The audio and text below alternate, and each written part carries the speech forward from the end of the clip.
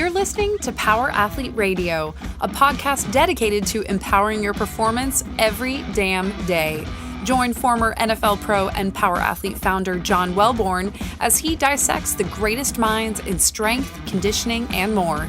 So whether your goal is to be the hammer, destroy mediocrity, or simply move the dirt, you've come to the right place. Now with the warm-up done, let the gains begin. So there's pretty extensive research that supports that if you can't hear, your chance of dementia and basically like the lack of cognitive function like falls off really quickly. Also cardiovascular health. Mm-hmm.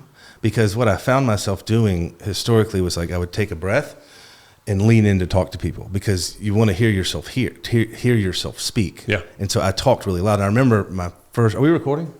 Yes. Okay. We always record. All right, my first day that I had hearing aids, I was in the Black Rifle office at San Antonio, and I remember sitting there, and I think Marty Scoveland was there, and he was talking, and I was like, dude, like you're screaming. And everyone just kind of looked at me, and I was like, what? They're like, dude, what do you mean he's screaming? Have you ever heard yourself talk? I was like, no, why would I do that?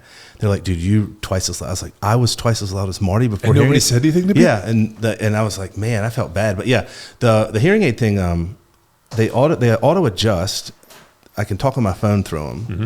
and like it just kind of it's I don't know. You don't know you have an issue until you find out you have an issue. Yeah. And I remember putting those on the day at the hearing aid place, and I was like, I'm leaving with these. I don't care what they cost. It's the best thing I've ever done for myself. Like I'll turn around and drive home 30 minutes if I forget them. Yeah. I'm not going anywhere without them. Well, I mean, it's disorienting. I remember my dad lost, or his hearing started to go. He was big into scuba diving, mm-hmm. and his hearing started to go. And it was awkward to talk to him where he was like, huh? What? Yeah. And then like would come through, and then you're like there was all this like missing of nuance in the conversation. And then he also, he was a trial attorney, so he thought that hearing aids would make him look old and this. But then again, he was missing a lot of things. So then he was like hyper focused. And I remember being like, Dad, there's no shame in hearing aids. We all listen to like heavy metal music. Yeah. I don't know why he viewed that, but he probably because, the old timers would wear those things that look like fucking RCA batteries on the back of their heads. And they were these big kind of clunky things. Those just look like really dope Bluetooth. Yeah. It's like when we were kids, the hearing aid was the size of like your palm. Yeah. Well, your average person's palm, not yours. Your palms were huge, but like those things were monsters. And you would think like someone that had those was like mentally retarded or something like mm-hmm. that. There was some type of birth defect. But now everybody has them. The thing that was interesting for me is the hearing in my left ear is way worse than the hearing in my right ear.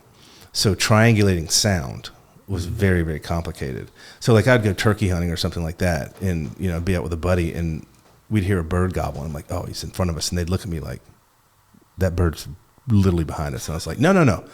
I'm telling you, they're like, dude, do you have your hearing aids in? I'm like, no. So, yeah, there have been a phenomenal addition to the repertoire. But, yeah, anyone that has – I would suggest getting your hearing checked. My hearing is a soup bowl, so I hear hard consonants and hard vowels at the beginning and end of words. I don't hear soft consonants and soft vowels in the middle. And so what you find yourself doing is you're like, huh, what? Say it again? But then you're like, wait a minute, I heard what they said, but your default mechanism is speak up. Mm-hmm. Or – I have to be looking at someone in the face when I talk to them, just out of habit from reading lips and stuff like that. I mean, I can function without them totally fine. They make life a lot better, a lot easier. So there's so much stigma attached to things like hearing aids and, everything else. Like, one of the questions I got the other day was on the GP1s and, like the Ozempics and whatnot. Yeah. And I had Doc Parsley come on this podcast mm-hmm. and we did a specific 45, 60 minute like segment just on like how it works, how he uses it with his clients, like whether it's safe, whether it's not, because there's a lot of like interesting media going mm-hmm. on. I think the food companies are realizing that people aren't eating as much. Right. And so they're doing a lot of hit pieces on the GLP-1s, trying to scare people away from them. According to Doc Parsley, who I trust, who's, he's my regular care doctor. Right. He's like the side effects from the GLP-1s are minuscule in the comparison of being obese. So if you're fat, that's the greatest determining factor for all-cause mortality. It's like the most dangerous thing you can be. So he's like, here's all the side effects. Those are like way less than being obese. So I would much rather have you mitigate these and be thin. Then we can deal these, but you also need a solution for once you hit your target weight. what are you going to do? And there's a whole kind of program piece. So, like dealing with that type of stuff, like where now all of a sudden there's all these stigmas attached to it. I think anything you can do to make you the best version of you, I think you need to embrace. Well, also, we're mostly probably talking about men here.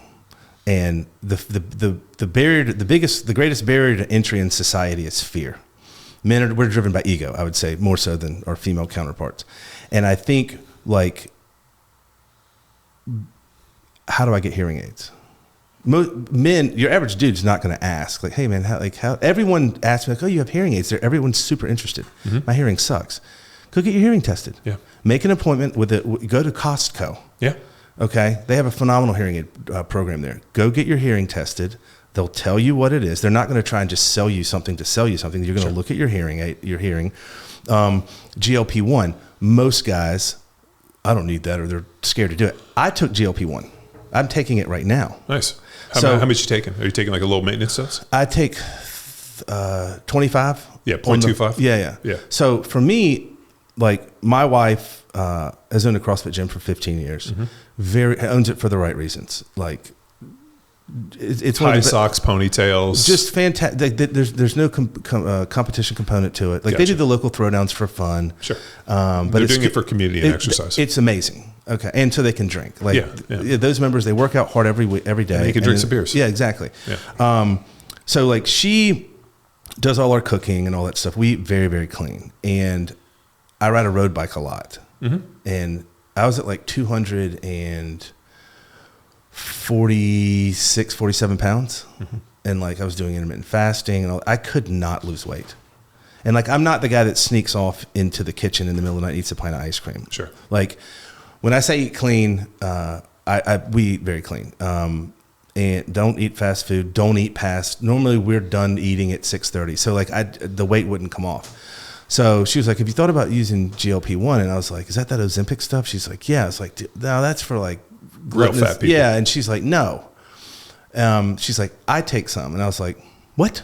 She's like, yeah. She's like, she explained it the way it regulates sugar in the body and all that stuff. So I was like, all right, I'll give it a shot. Well, and also it fixes the sugar cravings. I don't food noise. So I don't have any of that. Yeah. I don't crave any sugar. I don't have any food noise.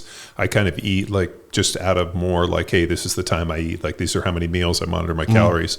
But like, once I eat, I'm good. And I don't have that. Yeah. I have a very stressful job, and it's a very busy job.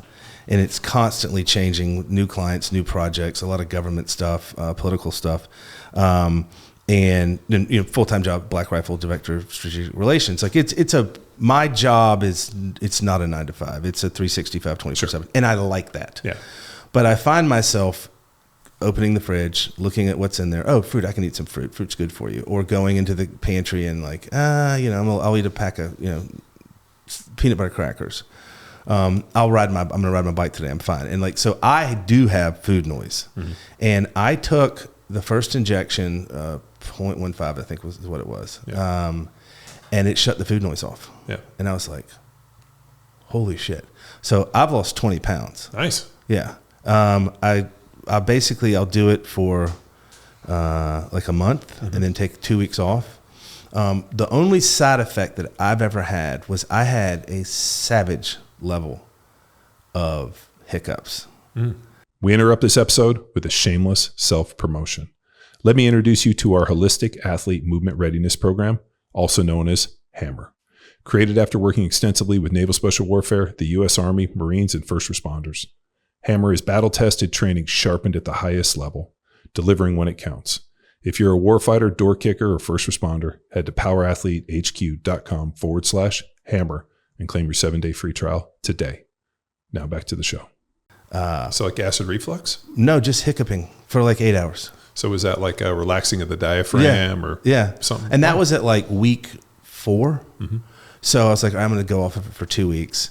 The food noise did come back, but it's like, I think Rogan said it best, like, have a good day and then once you have like 2 good days in a row, it's pretty easy to have a third.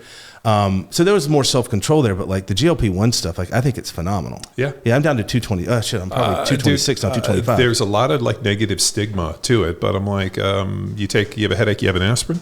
Yeah. You know, one of the comments, and I think what drove this, we had on one of our power athlete programs, a guy listed like, hey, I just lost 75 pounds using, I forgot, he gave the pharmaceutical name. I can't remember. Right. It wasn't trizepatide. It was another one.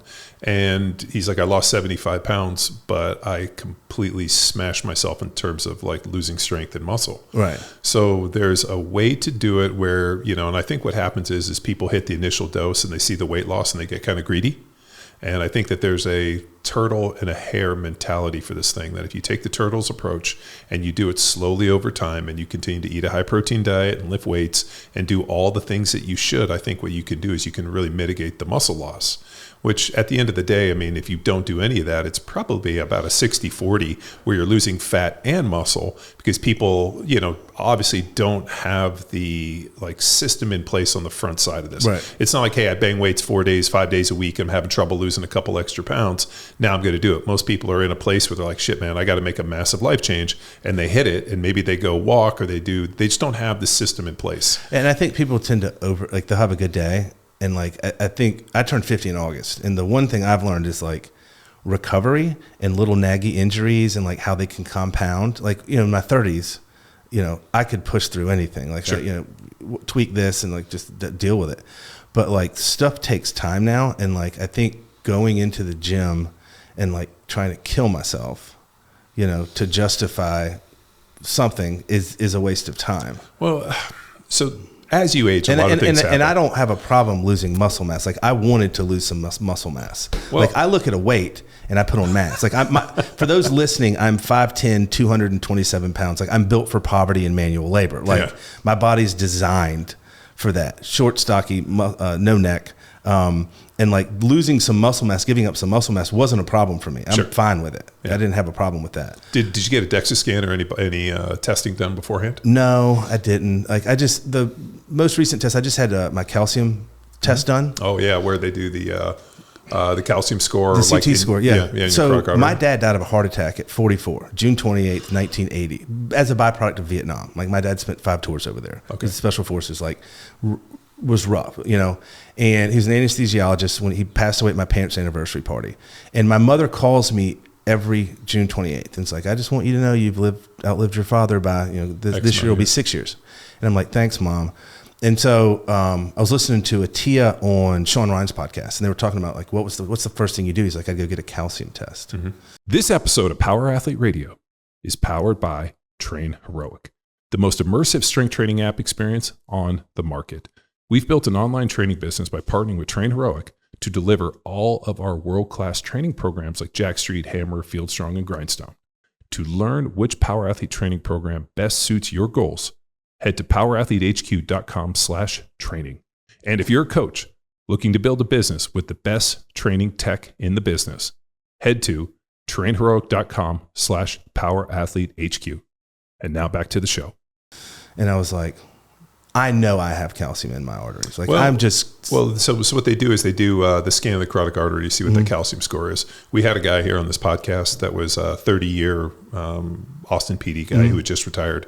Buddy of Parsley's. Parsley was his doc. They did a calcium score 0. Yeah. Died of a massive heart attack about 2 weeks later. After Are you we had him on serious? the podcast. Well, that's great, because my calcium score was 0. I was like, oh my God, I'm going to live forever now. Well, the problem is, and this is what I dislike a little bit about Peter Attia, he makes these grandiose, kind of like all-encompassing, broad brushstroke claims which I appreciate about Parsley, he doesn't make. And he's like, you know, this theoretically, I mean, this is what we believe, but this is, you know, what this looks like in reality. Whereas I don't think that Peter is a clinician the same way that, I mean, I know he's got clients, so I don't need to rip on him in that way. But I just know he does make a lot of like, when they asked him, like, what do you think the greatest determining factor for longevity is? He's like, being able to hang on a pull-up bar. Like, I would say if there's a list of things. I would gladly bring Peter Attia in and train with him. And if he wants to do jits, I will fucking absolutely snap him in fucking two, and I'll show him what it is. I'd happily do it. Yeah, like, so he's got some tests that he does, you know, and it's like, these are longevity things, and it's like, okay, well, there's not one thing. Hanging from a pull-up bar is not. But it might be an indicator of like grip strength, which I think you taught me. There's other ways to develop grip strength. I mean, I think that the problem with most of society and most of all this stuff is everybody wants this if this then that, right? It's like they want this kind of like 0 1 0 1 0 1 if this then that. They right? want a silver bullet. Like well, tell me one thing to do and it'll solve my problems. No, there isn't. Yeah, it's kind of like, tell me what the best diet to eat is, the one that you're most adapted to. How do you know which one you're adapted to? Well, you got to get your test done. So like, we had Dr. Sabine here on the podcast, which I figured we'd discuss a little bit about the autism thing. Yeah. That we had her on. She just did a massive clinical trial where she, worked with literally like stool samples and figured out that there's a signature for autism in the gut, in the stool. And there's levers that she can pull to try to reverse it, and took 2 twins that were nonverbal autistic and took them back to where now they're functioning normal.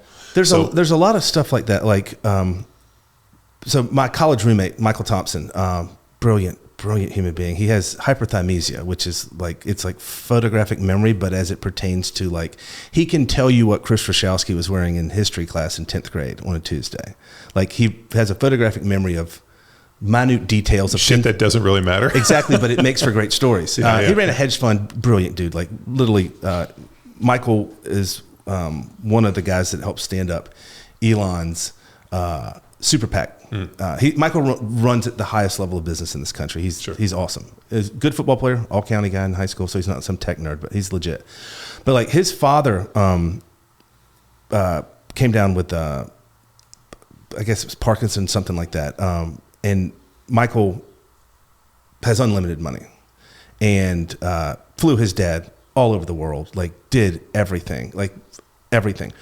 And he said the one thing that he learned that was the most fascinating thing out of all that is that Lyme disease presents in so many different forms that you're talking about autism and stuff. And like, people, like, you may not have Parkinson's disease, you may have Lyme disease. We had Dr. Sabine on the podcast, and she said that the greatest determining factor, if you're constipated, if you're constipated regularly, like regular constipation, 20 years, you're going to have Parkinson's. She's like, it's night and day. Really? Yeah.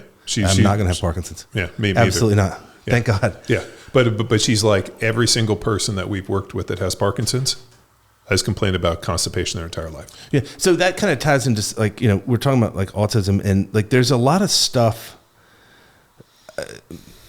doing a bunch of stuff in DC since the past year and a half. Like, there's a lot of bullshit out there, and there's a lot of stuff that gets swept under the rug, and there's a lot of like, we were talking about autism on my Facebook page the other day, and Sam Dancer, who is arguably the most apolitical human being I don't even think he knows where DC is.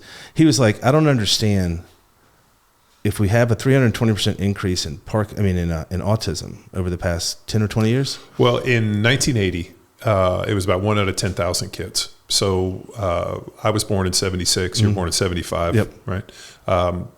I never heard the term autism until I saw Rain Man. Yeah. And so we saw the Rain Man movie, and all of a sudden, like, this autistic, and it was interesting because as you saw that movie and it became kind of a little more prevalent, and you heard a little bit like on the spectrum, and it kind of this, like, it goes back, and I'm like, oh, okay. Like, there were some, I'll just give you an example. First grade, first day, they came in and they gave us an 8 by 11 piece of paper that had like a picture on it. And they asked, the teacher said very specifically, I want you to take this home tonight, and I want you to color it to the best of your ability. Listen to me. Color it to the best of your ability. So I went home that night and I colored, and I made this like really cool thing, and I was excited and shaded here, and I like took really a ton of pride in like coloring well. Even to this day, if we go to a restaurant, they give us like a like the kids' crayons and like the menus. I always get one and I color with my kids. It's like a competition. I'm like, let's see who does best. Right. And like, this has been universal. So we get done and like, come back the next day, and the teacher said, I need everybody's paper. And we handed it in, and she like went around, she said, oh, that's good. And this kid next to me had like, if this is the paper, just taken a red thing and done this. And she like looked at it, and she took him, and he went to a different class, and they went to a special class. Say autism. Or whatever, something. Whatever he had, right? Yeah. So all of a sudden they started segmenting this class. And there's a great book that's called Weapons of Mass Education. And the reason that they segmented the class is that they realized like, we don't want these kids associating with all the other kids because it pulls us down. And then districts got sued, parents got pissed. Why is my kid in a special class? And it was really kind of a big thing. But like, they took those kids that didn't color well in first grade and they put them in a different class. And then we were in a class and they were in a class, and then we just went on and learned. And nobody thought anything different. And we would see them on the recess and it was like, what did you guys work on today? We worked on letters. What did you guys do? We read books. And it just was kind of how it was. So do you know who really, I think, in my opinion, brought autism to the forefront? Not to the forefront, but like put it on the radar? Jenny McCarthy. Remember her? And she had a kid. So Jeffrey Lurie, who's the owns the Philadelphia Eagles, he has an autistic brother. So in '99, they had a huge walk for autism. I went and basically was like, like participated in it. All these parents, super engaged, like all their kids, kind of like not. But I mean, like if you go through, and I'm sure, as you go through the life, I mean, you encounter more and more autistic kids. I mean, autism is a jiu-jitsu is one of those places where parents bring their kids that are autistic because it's like a lot of problem solving. And it just people that are autistic tend to gravitate towards jiu-jitsu. Gordon Ryan. Yeah, Gordon Ryan's a classic example. Right, steroids and jiu-jitsu, which, as Craig Jones says, is the perfect recipe for if you can just find just a level of autism and mix it with steroids, you get Gordon Ryan. Right, you get the best in the world champions. Yeah, you get world champions. It's so like this is like I don't know if it was as identified. Or we weren't as available to it, but allegedly, based on the statistics, it was about 1 in 10,000 in 1980, and then in I think 2011, 2013, it was like 1 in 50, and now it's somewhere around 1 in 32, 1 in 31. And Dr. Sabine's deal was by 2035 there will not be a child born in this country that is not autistic. See, that's insane. So, like, why don't we study why this is happening? Well, or what's the pushback to learning why? Well, no one's criticizing people or kids with autism. There's different levels. Like, I think my opinion is that there is a spectrum, and we're all on it in some capacity. But it's not an autism spectrum; it's a personality spectrum. Well, so you have autism, you have normal. I went through this with Dr. Sabine when we got our guts tested. I got mine, my wife, and my 3 kids, and her ability based upon the research that she did was to be able to not only tell if your child is autistic or if you're autistic, but where you are on the spectrum based upon the signature within the gut biome. So it's a 100% microbiome. Now, there's 10 times more bacteria in the body than there are cells, right? Anybody that thought that like genetics was going to do anything, I'll just give you, we had a gal from, or a doctor, not a gal, but a lady, a doctor from Amsterdam New Genomics, which is the genetics people that I dealt with. They do it a little bit different. Once you do their genetic test, you kind of pay into this. It's like an annuity almost in that, but it's research. So instead of like me getting some stupid thing, being like, oh, you're genetically predisposed to this, they basically give you an informational download of these are your genetics. This is what is being studied, and here's the information that goes associated with it. So it's more of like an educational thing. Like I have this, these are risk factors. So we had her on just because I think they are by far the best in terms of like the genetic game. But that genetic piece is what you came with and what you die with. Now, like for example, we talked about I have something what's called an amylase deficiency, which means like 100% have this genetics, or 10 years ago when I first did it, I 100% have it. Now I kind of have it. But based upon that amylase deficiency, I should not be able to do any physical exercise without such excruciating body pain and muscle pain that any form of high intensity exercise would cause rhabdomyolysis and death for me. So based on your biological passport, we know that that's not true, because your entire life has been physical activity. So when this happened, I called them and I was like, can you explain this? And the guy's like, this is just one more day that we don't know what the fuck any of this genetics has to do. So there's genetic expression, and why do genes express? How does the order work? You have this, but there's something that's higher order that's basically null and voided it, or you wouldn't have been able to play in the NFL, compete in the CrossFit Games, and do all the training you do. So when I looked at this, I'm like, okay, so what that means is that the microbiome and basically the microbe within what we call our gut, that dictates a lot of this stuff. And like the more resilient, the higher your diversity score is, the more bifidobacteria, lactobacillus, all these key factors, it's kind of this balancing of the force of good and bad. That gives you a specific signature. And that signature is what they look at, and they know that there's a very specific signature for autism that all of these kids are have. And so then they can kind of pull leverage to kind of adjust it. Now, why that signature happens, and I asked her point blank, I'm like, were there kids in your study that were vaccinated? She said, yes. Were there kids in your study that weren't vaccinated that had autism? She said, yes. And I was like, were vaccines the driver? And she's like, could be, but there were other kids that weren't vaccinated. So what's the driver in that way? Is it environmental? So I think this is what we were going back to early in this conversation. Everybody wants it, if this, then that, right? If I lift weights, will I get more muscular?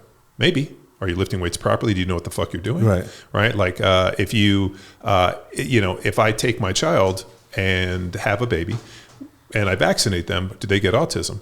Well, there's kids that get vaccinated that don't get it. And there's kids that are vaccinated that do get it. There's kids that aren't vaccinated that get it.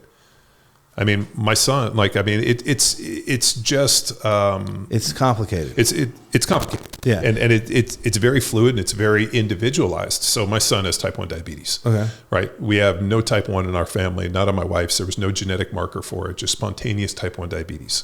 So we got his gut tested, and because we've been working with Dr. Sabine to actually do a trial on kids under the age of 12 that are type 1 diabetic with the microbiome. And we started with 20 kids, and we're going to try to open the study up to like 1,000 kids. But what's wild is the first time she looked at his gut, she goes, I know he's type 1, but he's not autistic. And my comment was, you can tell if he's autistic or not? And she's like, 100%.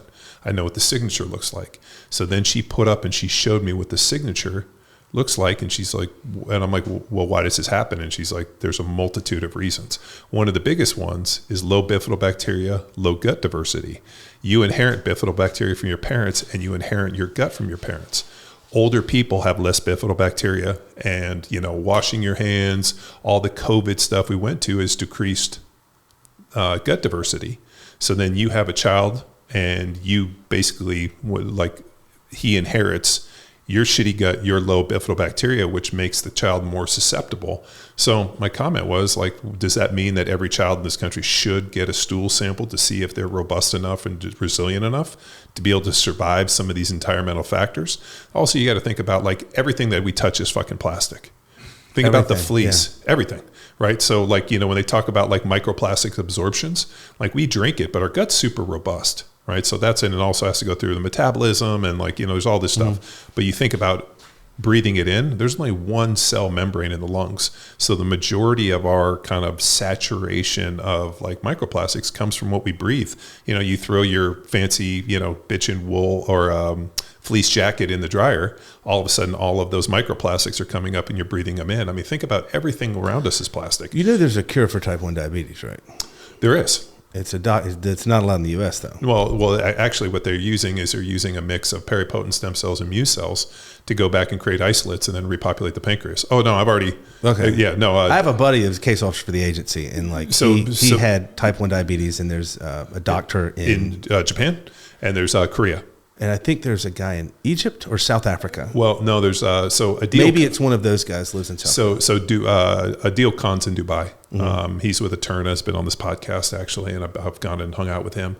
But there's also a doctor in Japan, and there's also some guys in Korea that are actually doing this. It's like an injection in the pancreas, I believe. Well, what they do is they take, so there's two types. So the pluripotent stem cells are skin cells that they can culture. Mm-hmm. The mu cells are obviously even more powerful, but they can actually culture those into isolates. And then they can inject those back and actually cure type 1. The problem is if you don't figure out why the autoimmune disease is happening, you will have to do that your entire life. The injection. Well, yeah, you will have to do it because what will eventually happen is that if you don't fix the problem, and this is why we started doing this, we know that we can go make my son not type 1. But the problem is if we don't figure out why the type 1 is happening, then every 2 years, how long does it take? And then you go through this whole thing again. Now, okay. So it's not a one shot for forever. No, because here's the thing, like the autoimmune disease is that the body turns upon itself and now all of a sudden it attacks the beta cells. So why does the body attack and kill the beta cells? When the beta cells die, then the alpha cells die, and now you have a problem with because your insulin works in two ways. You eat food, blood sugar goes up, insulin corrects it. You fast and you don't eat anything and blood sugar starts to drop, it also releases and it kind of keeps it within homeostasis. So one of the massive problems for type 1 diabetics isn't necessarily the highs, it's the lows.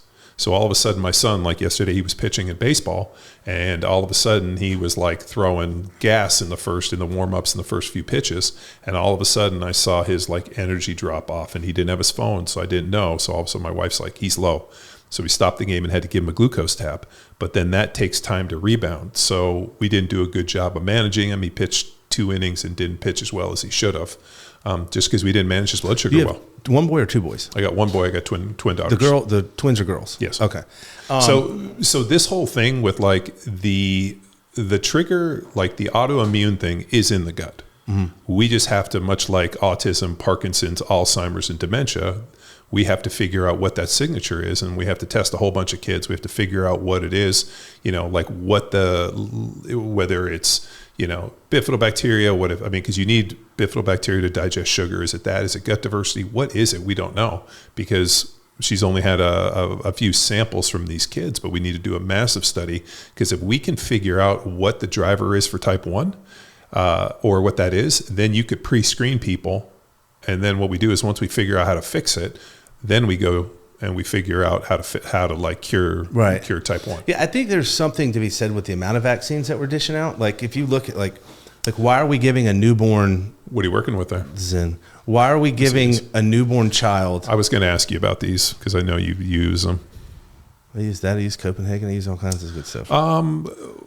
You know what? I've always I've never jived very well with nicotine, but I'm fascinated because when we were at the Who's Number One match for jiu-jitsu this last week, one of the dudes kept popping out of his mouth on the mat. He must have had 3 of them in. That's too much. And so I asked Parsley, I'm like, is it a neurological performance aid? Yeah. And Parsley's like, there are some like distinct characteristics that add as a performance aid. Yeah. So it's interesting. If you want to quit smoking, you don't smoke. I don't smoke either. This is the weirdest thing. I have no addiction in my personality. Right. Like I could care less. Yeah, I don't smoke cigarettes. I don't smoke. I'm allergic to marijuana. I swear to God, it gives me. I can't do it. It's not my deal. No, dude, it makes me have a psychotic episode. I went to Berkeley. That was more than I needed. Yeah, no way. But there's studies there. Switzerland, Sweden. I'm totally changing the subject here. Switzerland, Don't Sweden, worry, we the can UK. pull it back. And what they found was nicotine gum does nothing to help people quit smoking. Lozenges don't do anything. Nicotine patches don't do anything. Where nicotine patches actually help people is recovering from COVID, because it's a vasodilator. Mm-hmm. And if you want to quit smoking, the best way to quit smoking is transitioning off of smoking tobacco onto smokeless forms of nicotine, because this nicotine doesn't cause cancer. No. Tobacco is the one that does the bad stuff. Yeah. But so anyway, we were talking about vaccines. Like, why would you give a newborn child hepatitis B vaccine if the mother doesn't have hepatitis B? So hepatitis A is from fecal matter, I think. That's like, like I imagine maybe a bunch of dudes that are eating ass or something, or chicks, whatever. Like the Hep B is for drug users. Yeah. So if the mother doesn't use intravenous drugs or prostitution, why would you give a newborn Hep B? So when I was born, 1976, we got a tetanus shot. I think we got polio, and I think No, I think I got whooping cough. Okay. I think we're the 3. Because I asked my mom, she said it was 3 vaccines we got. I didn't get them until I was probably 9 months old. Did your mom have the indent in her arm from the vaccine shots during her childhood? My mom grew up in Western Canada. Okay. And the Mounties, like the Canadian government, came and forcibly vaccinated all the kids at school. So she doesn't have the scar, but like my mom is like a dent there. So you don't. I know exactly what you're talking about. But polio is kind of an interesting one because it's fecal matter in the water. Right? Really? Yeah. So like polio was a problem when people were shitting in rivers and people downstreams were drinking it and bathing in it. That's where polio came from. The minute that we cured up all the disinfecting and cured drinking water and this, polio went away and it was actually gone. And then we came out the polio virus, a vaccine, and all of a sudden polio, like there was a gal an older lady just on Rogan that was talking about the polio stuff and the vaccines. It's fucking wild. So the polio stuff, all I know was when I was born, I had 3. And now we're at somewhere, I think, 78 different vaccines when you live in California by these kids are the age of 14. That's insane to me. Yeah, but you have to remember each one of those vaccines makes that company worth billions of dollars. Like there was one of the vaccines that was one of the newer schedule ones. That company had never turned a profit, was worth probably an assessed value of about $3 million. All of a sudden they get it on the schedule. That was a multi-billion-dollar company the next day. It's all money. Of course. Yeah. Yeah. I mean, we're not doing it because we're somehow safeguarding health. We've been taught that somehow vaccines, that we're going to protect you from things. I mean, look how many people were lined up for the COVID vaccine. It's absurd. Yeah, it's crazy. Well, the thing that's what people listening should pay attention to is when you have, so Black Rifle is a publicly traded company. Sure. We have shareholders, we have stock and all that stuff. We have a board. When you look at major companies, pharma companies, when you make X amount of dollars, you're not allowed to make less. Yeah. If you make $100 billion in you need to make 100 million in one. You need to make 100 million in one the next year. Yeah. So shareholders don't like money going down. Yeah, no, and they don't care. They just, it's like that. It's all driven. Like, my question is this: like, you watch television, and you see ads for pharmaceutical companies. Mm-hmm. There is no person watching those TV shows that has the ability to drive down to their CVS or Walgreens and be like, "Yeah, hey, I saw this ad for this this drug. I'd like to buy some today." No, that's not how it works. Well, so why? what they do is they see it, then they go to their doctor and they ask about it. But why do you think the majority of ads on television because they work? Because people like. That is the majority of the revenue Yeah. for these news organizations. Well, and if yeah. pharma can control the messaging because they control the pocketbook. So when we were growing up, we had the morning news, the evening news, and the nightly news. Then we went to bed. And most people got a bunch of their news from newspapers. Yes. Okay. So your editorial. My dad would sit down and he would read the LA Times cover to cover. And then he would basically sit at Sunday dinner and he'd give us about a 3-hour dissertation on what he read in the newspaper. Yeah. And then we'd get Maclean's. Because my mom was from Canada, which is like their version of like Time Magazine. Okay. So we get Maclean's, which would actually give you a lens of American politics from Canada, which is kind of interesting. Yeah. So we get Maclean's, and then obviously you get Time Magazine, and for the most part, yeah. So your editorial room didn't have to be profitable because it wasn't possible for it to be profitable. So all they cared about was the truth. Mm-hmm. And then with the invention of the internet, magazines and newspapers went the way of the dodo bird, and your editorial room was the only way to generate revenue because clicks. So the editorial room was then driven by profit and income, not truth and knowledge. And that's where things started getting sideways. And even if you look at like school shootings and stuff, the invention of the internet, that is when everything started falling off the rails in 2004. Yeah.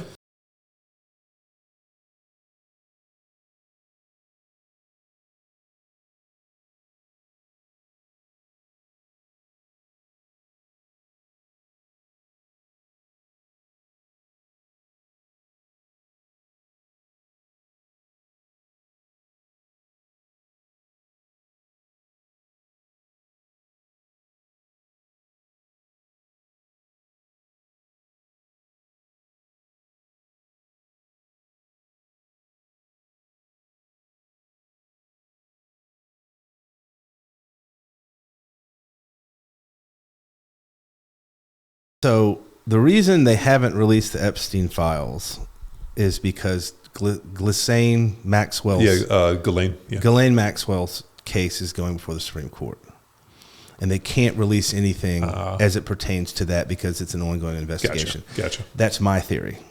That's half of a theory. So that's sound. Like that make your brother, your dad's an attorney, your brother's an attorney. Believe me, I like if Glassman hadn't asked me to do CrossFit football, I would have gone to law school too. Right. So it's in your blood. So like you understand that like there's an ongoing thing. You can't disclose information. Yes, I get it. Right. On the other side of that, what happened when he went to jail? I think it was in the 90s, and Alan Dershowitz was one of his attorneys, and they signed a thing that's like, no one can be held liable, known or unknown associates, which is arguably one of the most insane legal agreements in the history of this planet. Yeah. That's batshit crazy. I do think that there are some of the most powerful people in this country and the world linked into that, because why would you give a guy like Jeffrey Epstein, who was very intelligent, he's a mathematician guy. Yeah, he was a teacher and he had an for office a year, at Harvard. He taught for a year. Now, do you know who hired him? It was Bill Barr's dad. Oh, wow. Yeah, you didn't know that, did you? No, I did not Bill know Barr's dad was the headmaster of that school and is the man that actually hired Epstein. So it's all very interrelated. But at the end of the day... it's black. There's blackmail. Yeah, it's the same thing Diddy was doing, right? He was bringing people into these and putting them in compromising situations, and he was basically videotaping them doing fucking gross shit. For money. So they could get some money. And then using it as leverage against them. Yeah. I mean, this is what Diddy ran the playbook. I mean, this is exactly what Ghislaine Maxwell's father, who was a Mossad agent and ran a big deal. There was a guy that was a Mossad agent that did this in Argentina. I mean, this is part of the play. The problem is that these people are so gross and they're so weak that they get pulled up into these honey traps. And at the end of the day, like, I don't understand what the obsession is with fucking kids. So Jacob's probably gonna have to cut that out, but I mean, no, like, I talked to, or we keep it. Yeah, I talked to a psychiatrist one time. I was asking him questions, so this was in 2008 to 2010. Like, I lost everything I had in real estate. I lost $15 million. Like, lost a wife, which was the best thing that ever happened to me. And my entire, the market crashed. Lehman Brothers failed. It was a nightmare. And I was going to see a psychiatrist because I didn't know. I was like, hey man, like, I have people suing me, and like, my first reaction is to go beat the shit out of him. He's like, well, you can't do that. And I was like, why? He goes, one, my uncle who's an attorney, he goes, you'll lose your freedom. Yeah. And the psychiatrist I was talking to, he's like, well, they wouldn't understand why you did it. And I was like, what do you mean? He's like, well, this guy's a sociopath. And he wouldn't understand why you were beating him up. And I was like, well, damn it, that wouldn't make me feel better. Yeah. But I remember we were talking one day, and I was like, hey man, like, I think a large component of people that are gay are born gay.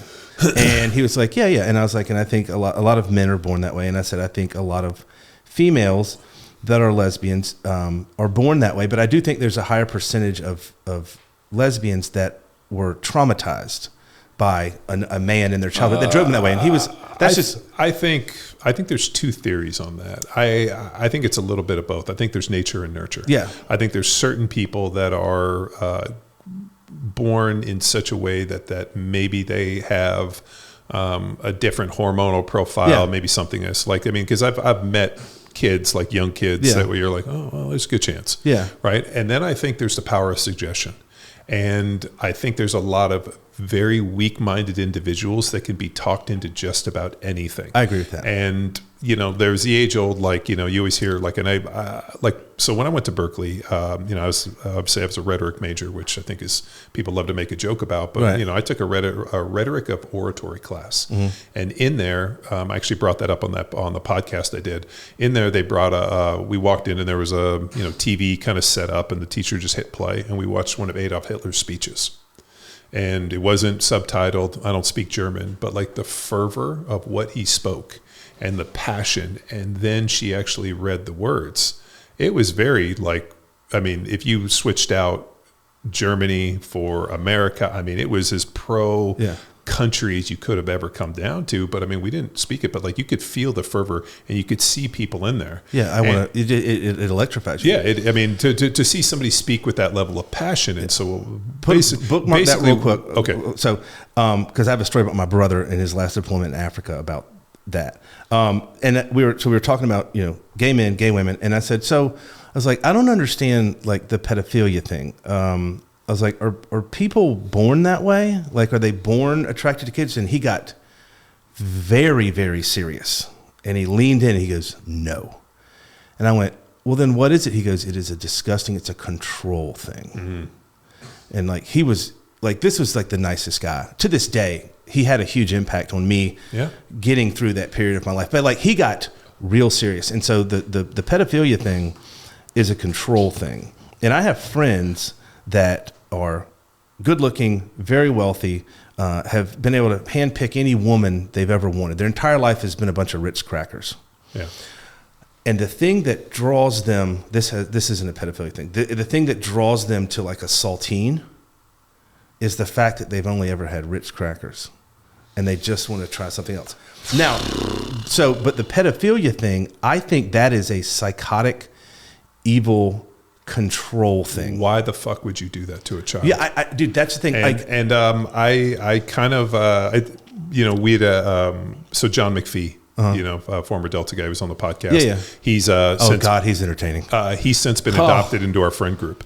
So he does jujitsu. So he came in and he trained with us at Power Athlete with Arash and Victor. The Sheriff and of Baghdad. Yeah. So he does jits, and so he's now like within our Six Blades family. Like we were at dinner with Victor, Philippe, and Arash and the guys, and McPhee was there with us, and like one of the guys was like, I feel like we just adopted you into our friend group, and our friend group is very tight. Like we don't bring a lot of new people in. Yeah. And McPhee was like, he's a serious bro.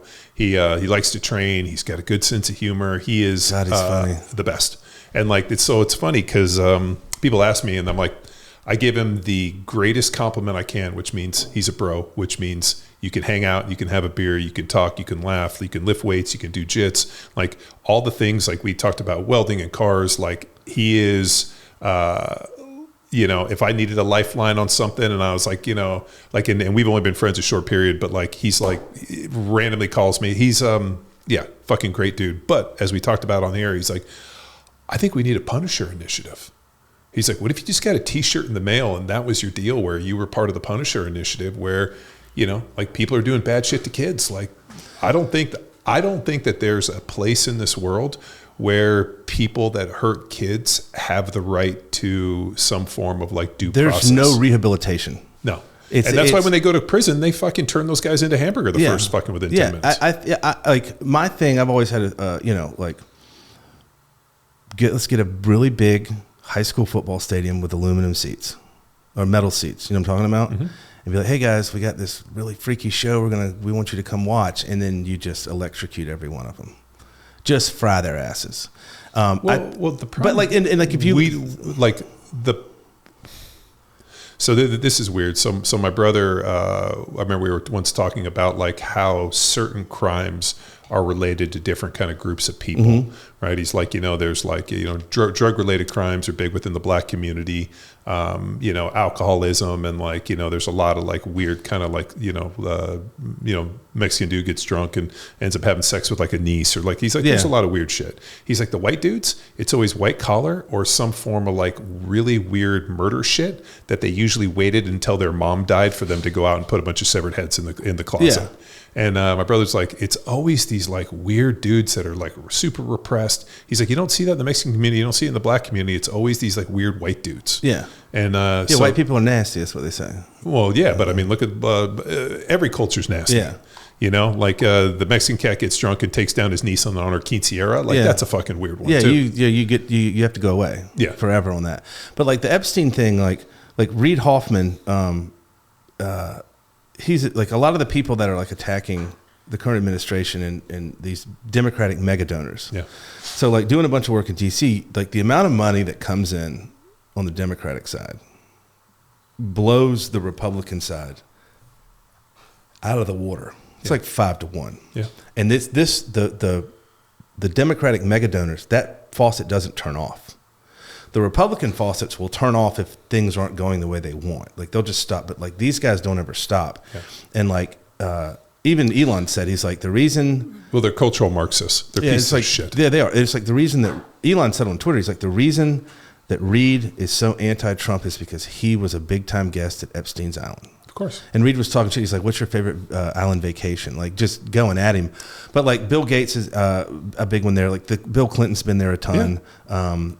And this is what's weird. We know who went to the island. Oh yeah, and have for many years. Well, yeah. I mean, he had there was a bed on the Lolita Express on his plane, right in the middle.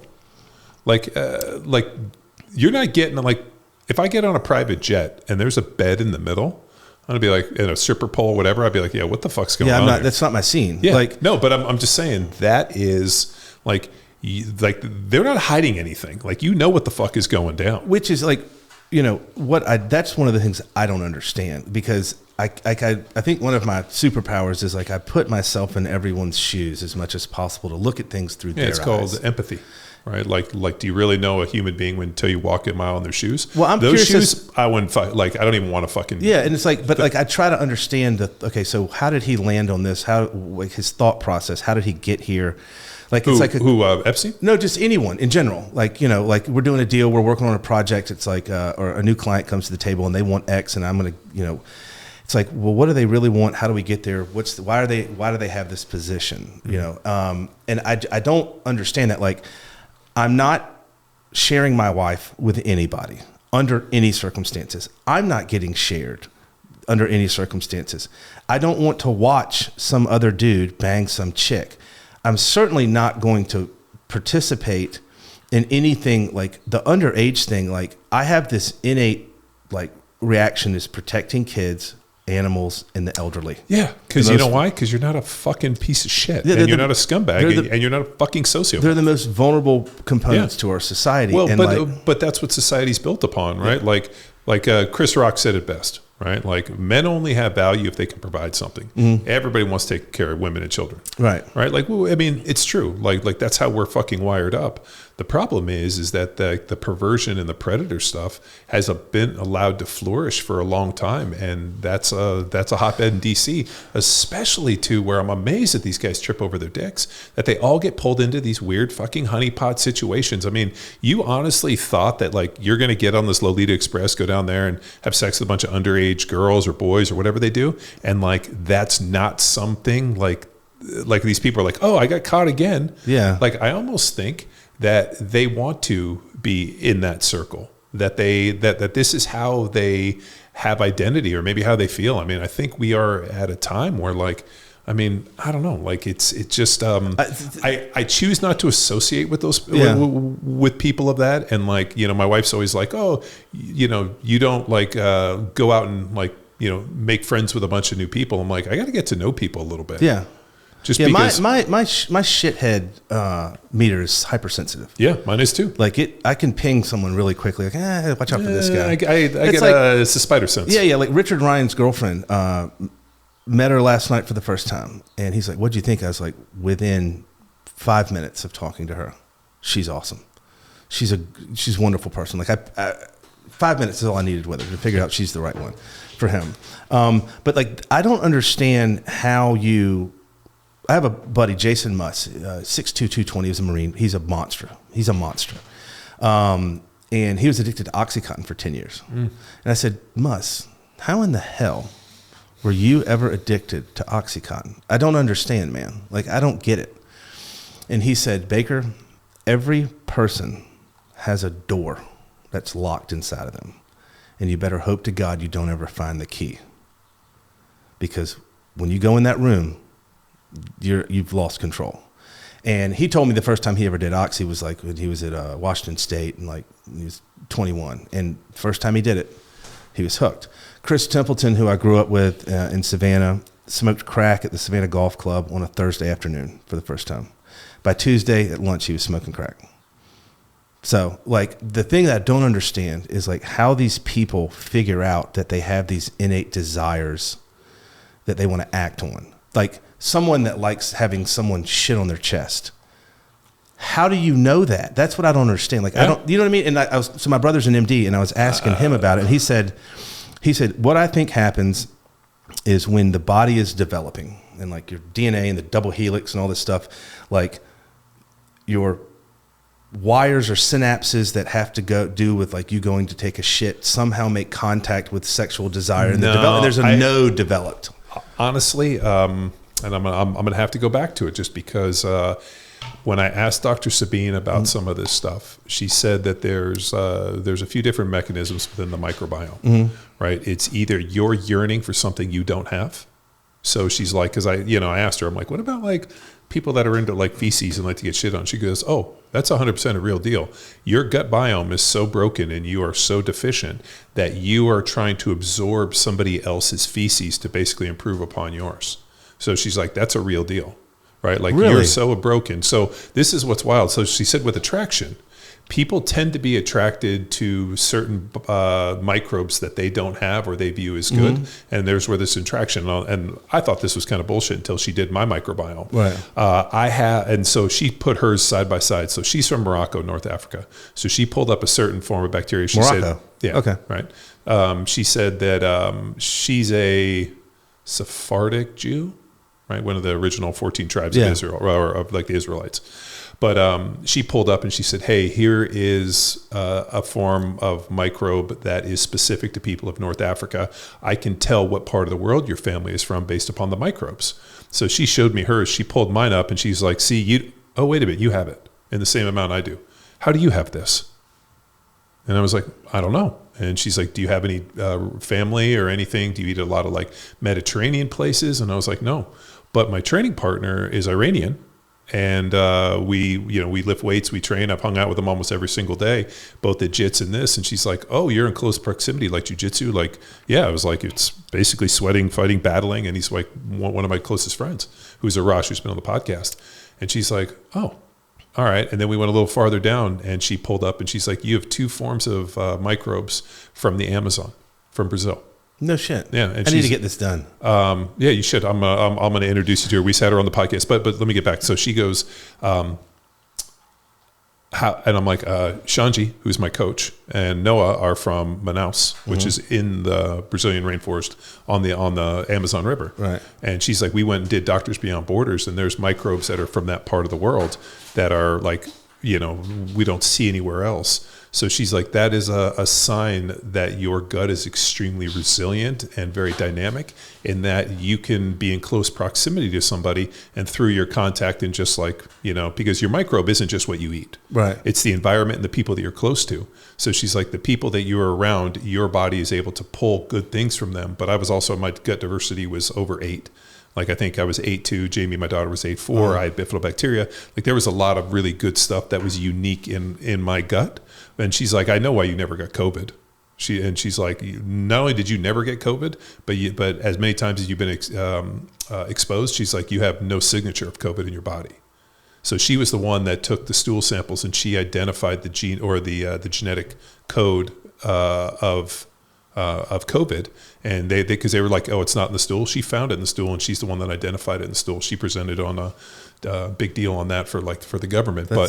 But so the long story short is, you tend to be around people, or want to be in close proximity to people that add something. And I think what it is these people are so emotionally broken that they want whatever the life force, whatever the goodness, whatever the light, whatever the joy and the happiness for these children, they are trying to take that from them. Okay. Whether it be because they are emotionally broken, and like they feel better about stealing. I mean, like, I'm sure you've heard, I don't know if it's a real thing or not, the adrenochrome. If you've heard of this, where like, they basically harvest that from kids, and it's like some drug. I don't know if that's a real thing. I'm just saying it, but like, I think that and anybody that's ever had children knows that like, when you have kids, like the laughter, especially for babies and kids that are under the age of 6, like after the age of 6, they become a little more hyper aware. By 9, it's a little different. By the time they get 13, my daughters just look at me in disgust. Like we were driving to school today, and Quiet Riot, I tagged you in this thing, came on the radio, and they were like, why are you listening to this? Yeah. And then like all the kids are saying bye to their parents, and they just like get out of the car. I'm like, love you, have a great day, But I think what happens is that there's a time period of such joy and innocence. And like, I remember my daughters as little girls, and my son, just like the happiness and the light, and like to be able to see that level of innocence and that happiness. And they want to take it from them. And they want to take it from them. So it's evil. Yeah. It's evil. So this is another thing I'll bring up about McPhee. So we didn't talk about this on the podcast, but we talked about it offline, where I asked him, I'm like, do you believe in like good and evil? He's like, oh, 100%.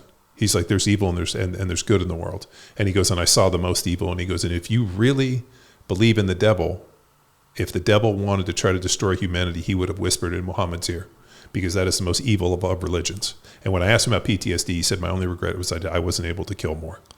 And he goes, I looked at me as fighting evil and bringing good to the world, because that is exactly the most evil persona. Yeah. And so in the world, like, you encounter, and so you have the choice to either be good and there's no fucking gray areas. And that's the problem. These people live in these gray areas, and then they live these alternate fucking weird lives. Like, do not argue about what a good man is. Just be a good man, which is one of the Stoics. So you made it, you were commenting, we were talking earlier, and I said, put a bookmark in that about Hitler. So my brother, Mitchell, my brother was a Force Recon Marine, now he's an MD. His last deployment, they went from Mosul, Iraq to Monrovia, Liberia. And they were, I don't remember the military terms, but they were there, and there was a bunch of rioting going on and between two factions. And he said, and that his statement of purpose in medical school is the level of suffering that he saw in Africa. So like in Iraq and Afghanistan, you get into a gunfight and you kill Muslims, like they take the bodies away. In Africa, they don't. They just let them sit there. They were supposed to do a combat dive into Bush, Rhode Island, and they canceled the dive because of the amount of corpses in the harbor, which is kind of insane.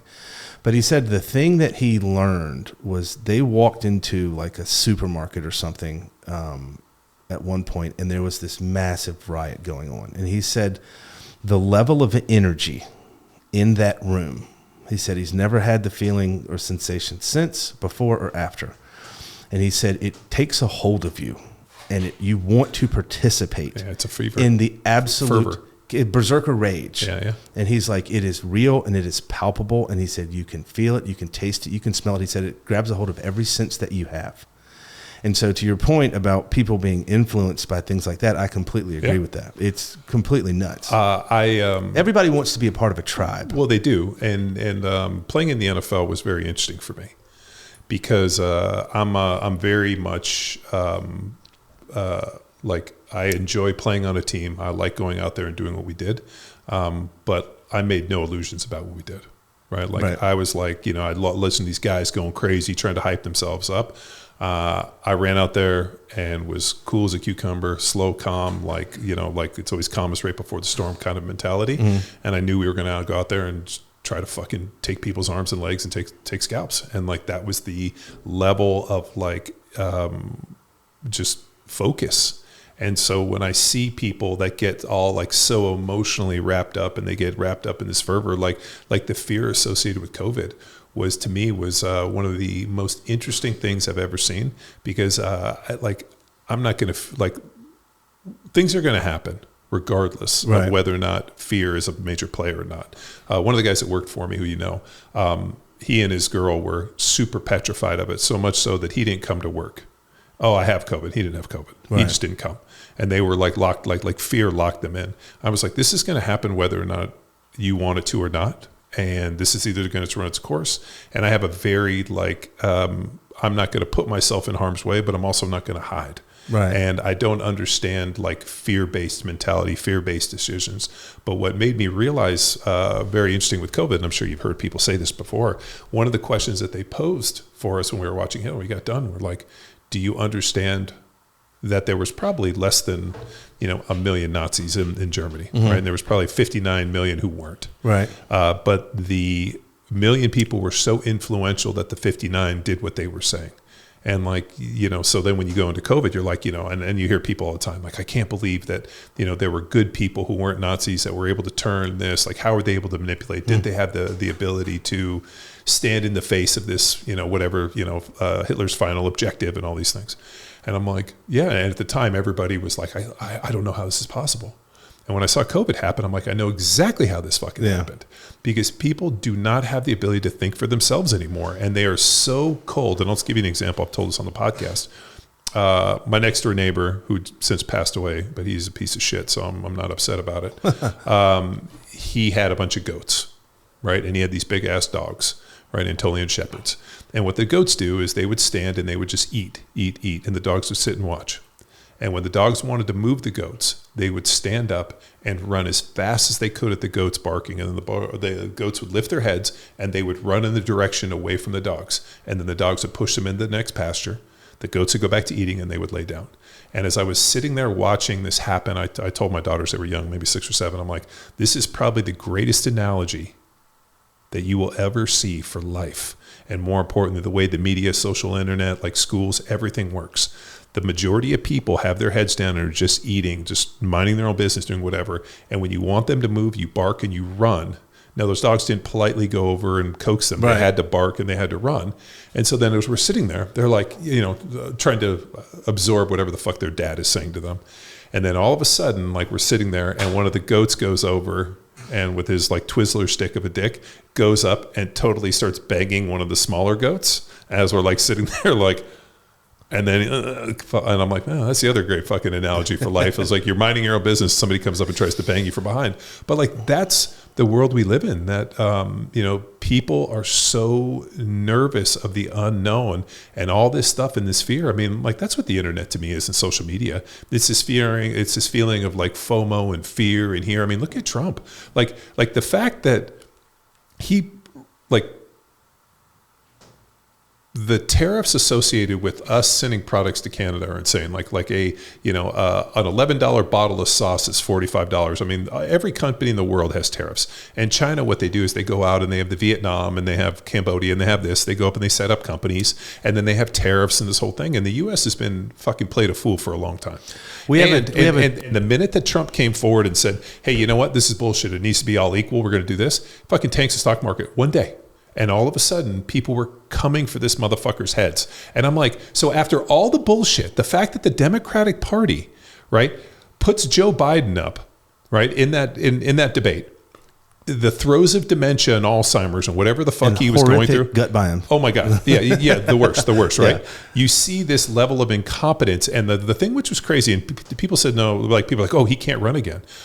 He hasn't been running the country for 4 years. We have non-elected bureaucrats that are behind the system that have been basically masquerading as the president of the United States because that baked potato wasn't able to make a decision. So either Jill Biden or whoever else was behind him that we didn't know was making a decision. He stands up and puts on that performance and they go into a panic. They basically put Kamala Harris in. She never won a primary. They basically put a candidate that had never won the primary. They subverted the entire Democratic position in the process. That was Joe Biden's last fuck you to the establishment Democrats was endorsing Kamala. He wasn't supposed to. Well, but she never ran a primary. She never won a primary. She didn't win a primary. She wasn't the incumbent. She never got more than 2% of the Democratic primary vote. When I hear these fucking dipshits in this country complain about Trump, and I'm like, he was the only legitimate candidate. He was the only guy that won a fucking primary. Kamala didn't want a primary. And so then they put her in, and what did they spend? $2 billion to run $3 billion that we know of, right? Yeah, to run a broken candidate who never won a fucking primary. Do you know how much money?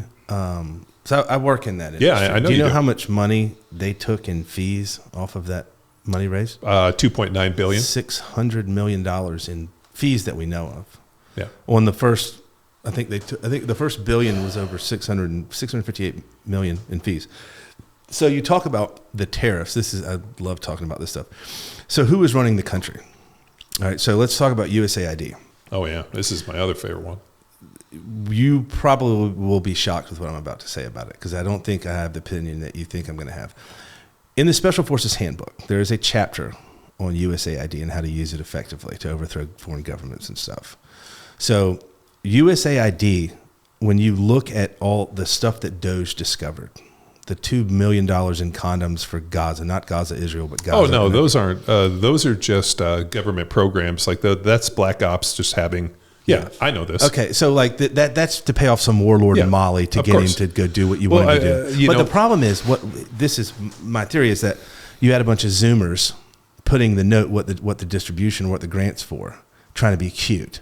Like, vegan yogurt making for transgender in Bangladesh. No, that doesn't go to that. You'd have to be an idiot to think so. I mean, one of my good friends who's now retired, former NSW guy, part of his job in Afghanistan was that they used to have to deliver money to the warlord that owned the land. That to get him to do what they wanted him to do. Yeah, so we had to rent this land because we needed to land stuff here. Yeah. So they would have to drive in once a month or whatever it was and deliver a pile of cash to these warlords who were using that money and supporting the opposite side of this and who were bad guys and doing all this shit. For that day. Yeah, until that guy gets killed next week. Yeah. But that was part of his job, was delivering that money. The thing that's interesting is like, we, in the real world, there's good and evil. We both agree there. And you have to solve problems. Like I have a problem today that I have to solve. And I can't let what's going to happen 5-10 years down the road affect the decision to solve the problem today. I need to take that into account, but I got to solve this problem today. We'll cross that bridge when we get there, but Sure. right now I want to solve this problem. And it's funny, Evan Hafer said he knew he had a badass job when he was driving an armored up BMW, light blacked out, going 120 miles an hour with $10 million in the trunk. And like just that's USAID money. So the USAID stuff, it does a tremendous amount of good. Like there's a lot of agricultural stuff they do. There's a lot of economic stuff they do. A lot of that money goes to influence things. And like, we may have to pay off a warlord in Somalia today who we know and arm him. So he'll go fight this militia. And we know we're going to have to fight that guy in a year from now with our guns. Yeah. Well, I mean, we like there's a lot of bad people in the world. A lot. And they're, I think the fascinating thing in America was always this feeling that we're somehow the good guys. And if you read the history books, the good guy always wins because that's the way books are written. Yeah, obviously. Right. But at the end of the day, we're the bad guys. We just happen to be pushing our interest in a global world against a lot of really bad fucking people. Right. We're the least bad. Yeah. Or I mean, but if you think about like, okay, I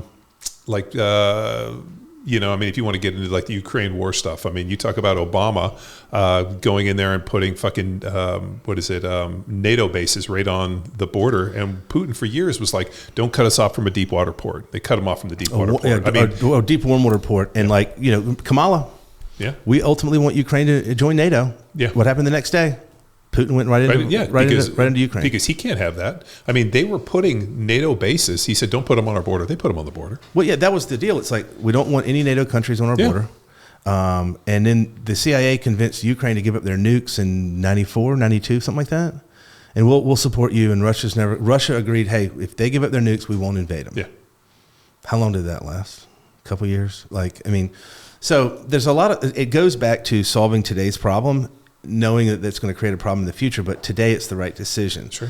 And with USAID, everything is I think like most things, they're invented for good. I think it's like dynamite, nuclear weapons, and nuclear energy and all that stuff. But money and power corrupt. I think the problem is that was created in such a way to do what you're talking about. Like, like you said, but then all of a sudden you look and, Hillary Clinton's daughter's got, something like $48 million for 84 for delivering 106 lunches. I know. Right. So or the fact that that's expensive lunch. Yeah. Or that they were paying Obama $2 million a year for just forever to use his name for Obamacare. Yeah. So he gets paid $40 million for that. I mean, so the problem is that they saw this pool of money. They saw that they could basically create these requisitions, and it's, these non-government entities that don't have to do it. And I think what they did is they saw the opportunity, like, hey, this is what this was designed for, but we're going to bilk the fuck out of this thing. Yeah. And they get their kids, their nephews, their nieces to go get jobs at these NGOs. Yeah. And these NGOs get insane amounts of money. Yeah. And here's another thing that's interesting about Obama. Name a former president that stayed active.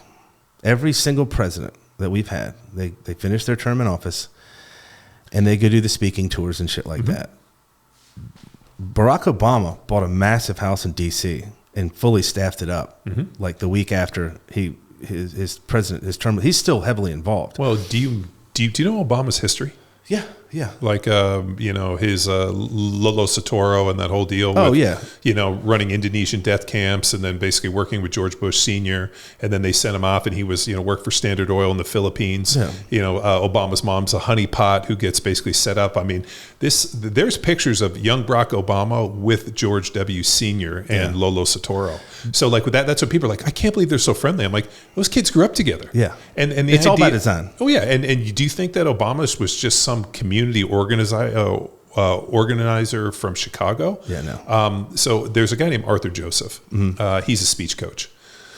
You wouldn't know it, but I actually used to work with him a little bit when I lived in California. And he worked with Tony Robbins and Schwarzenegger and everybody. I mean, he's got a really bitchin' book, but I went to go do a couple sessions, met him in an NFL deal, and he kind of singled me out and said, hey, we should come work together. So he told me a very interesting story about his good friend Oprah Winfrey, who called him and said, hey, I want you to come meet the future president of the United States. And so he gets on a plane. Oprah sends him the jet. Walks into a big her big building in Chicago. Walks in, and there's a kind of a young, good-looking black guy sitting across from him, and meets him as Barack Obama, and sits down. And at the time, they were basically just putting the money behind him and kind of building this thing. Right. And this was early on, very long before anybody heard his name. And they started working with him, and they built him. And he goes, that's why when you watch Obama read off a teleprompter, he's so good.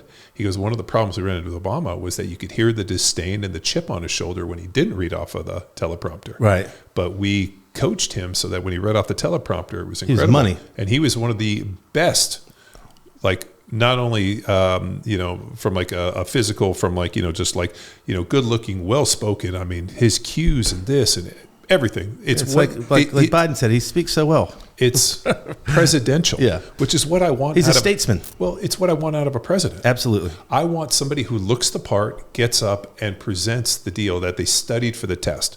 Biden was a baked potato, and Biden was never worth the shit. He had to, and my dad, who was into politics, was like, Biden got pulled out of the running early on when he ran before because he got caught plagiarizing and lying. He came in, I mean, dude. That's his thing with Kamala. That was his big FU to the Democratic establishment because he was like a rube his entire life. He was always a joke. Yeah, and he was the vice president with Obama, yeah. And he got passed over for Hillary Clinton. She lost to Trump. Then he runs against Trump, beats him. He put a bookmark there, and I'll explain how that happened. And then he gets pushed out. He's the president, and he gets pushed out. Well, he should have. Absolutely. He did not have the cognitive ability to do the job. And the problem is the American people, you can't put that guy up there and the American people assume, like, there wasn't a single person that saw, like, anything he did. Like, I mean, that whole thing where he shit himself. Yeah.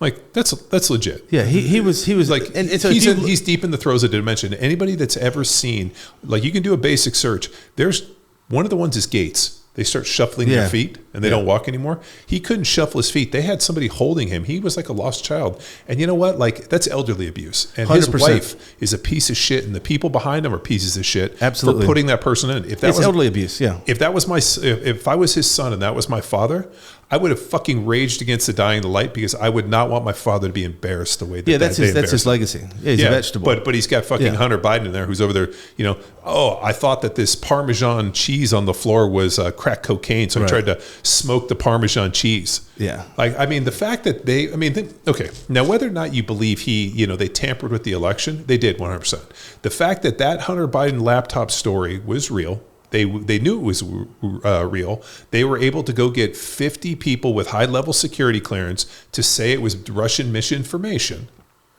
and that swayed and killed the story. That was the biggest crock of shit. It is. So whether or not they stole a vote or money machines or this, I mean, like, who? I don't know. I'll tell you what happened. I don't believe. Like, I have a heart. Like, and I'm hear this, but the fact that they were able to completely scuttle that Hunter Biden laptop deal. That's election tampering to me. So here's what happened. So voter fraud happens. Okay, it does. It's always happened. Yeah, it's always happened. But I don't think voter fraud happens at levels that some people on social media would have you believe. Here's what happened. Okay, so we had COVID. All right, and you have mail-in ballots.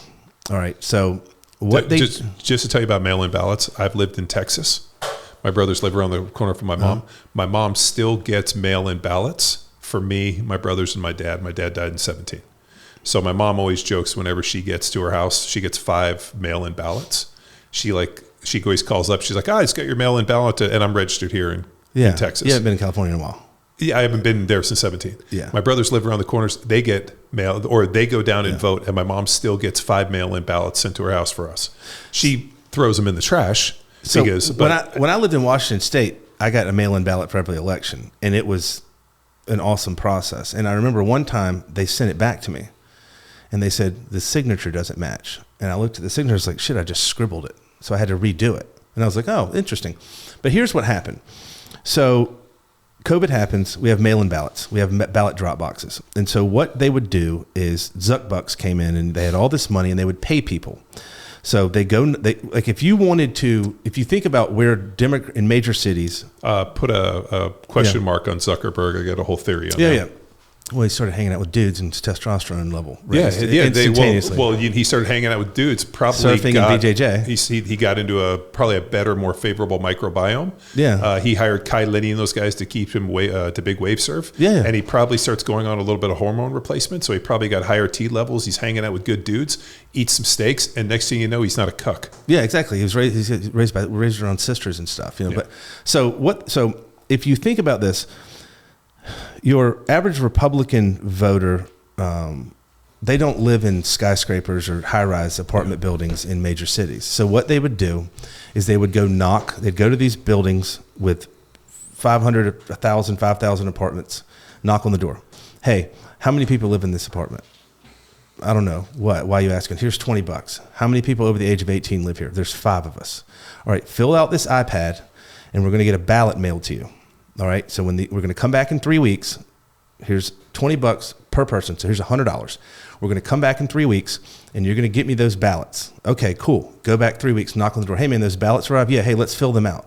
Vote for, here, click here, vote for this guy. Yeah. All right, here's another $100. Yeah. All right, give me the ballots. I'm going to go drop them off for you. Yeah. And they did that over and over and over and over. I have a friend from when I lived in New York who's a raging Democrat. And dude, I do enjoy so this is what I do love about the algorithm on Facebook is for some reason your stuff pops up and I see it. And I love reading the comments of your left-leaning friends. David Moon. Yeah. So Moon and I have been friends. And you guys battle, and I think it's hilarious. I jump in very, very very sparsely. Like I don't jump in, but I do enjoy reading. So Moon is I've been friends with him for a long time, and he's a good dude.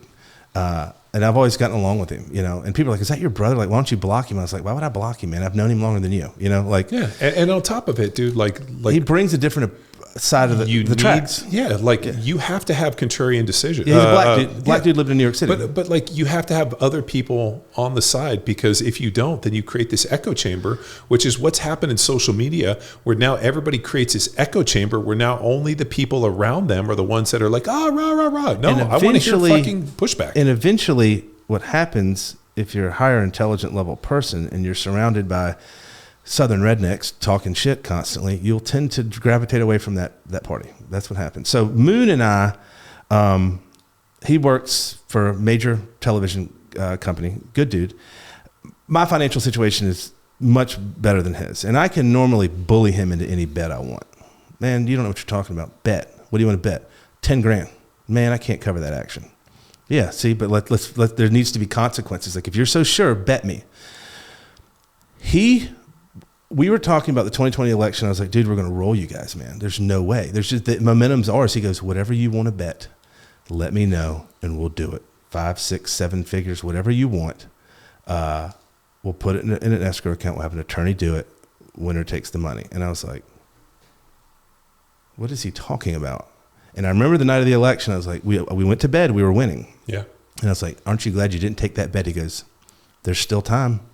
I'm like, it's 11:30. Like, what is this guy talking about? So and then we woke up and he had lost. Yeah. And so what happened, it was the ballot harvesting, which wasn't illegal. It was unethical and bullshit. And it was a gray area. But what they did was they found loopholes, and they walked right up to the edge of what was legal, and they hung their toes off of it. And that's how they won the 2020 election. Yeah. Well, I mean, the other thing too is if you look at the people that voted, the amount of people that voted, it's like 63 million on this side and here. Like they're like, Trump was at 71 and they were at 77. Yeah. Like it was like it was 81 million. I'm sorry, 81 million. But like, you know, Trump got more votes than Obama. Yeah.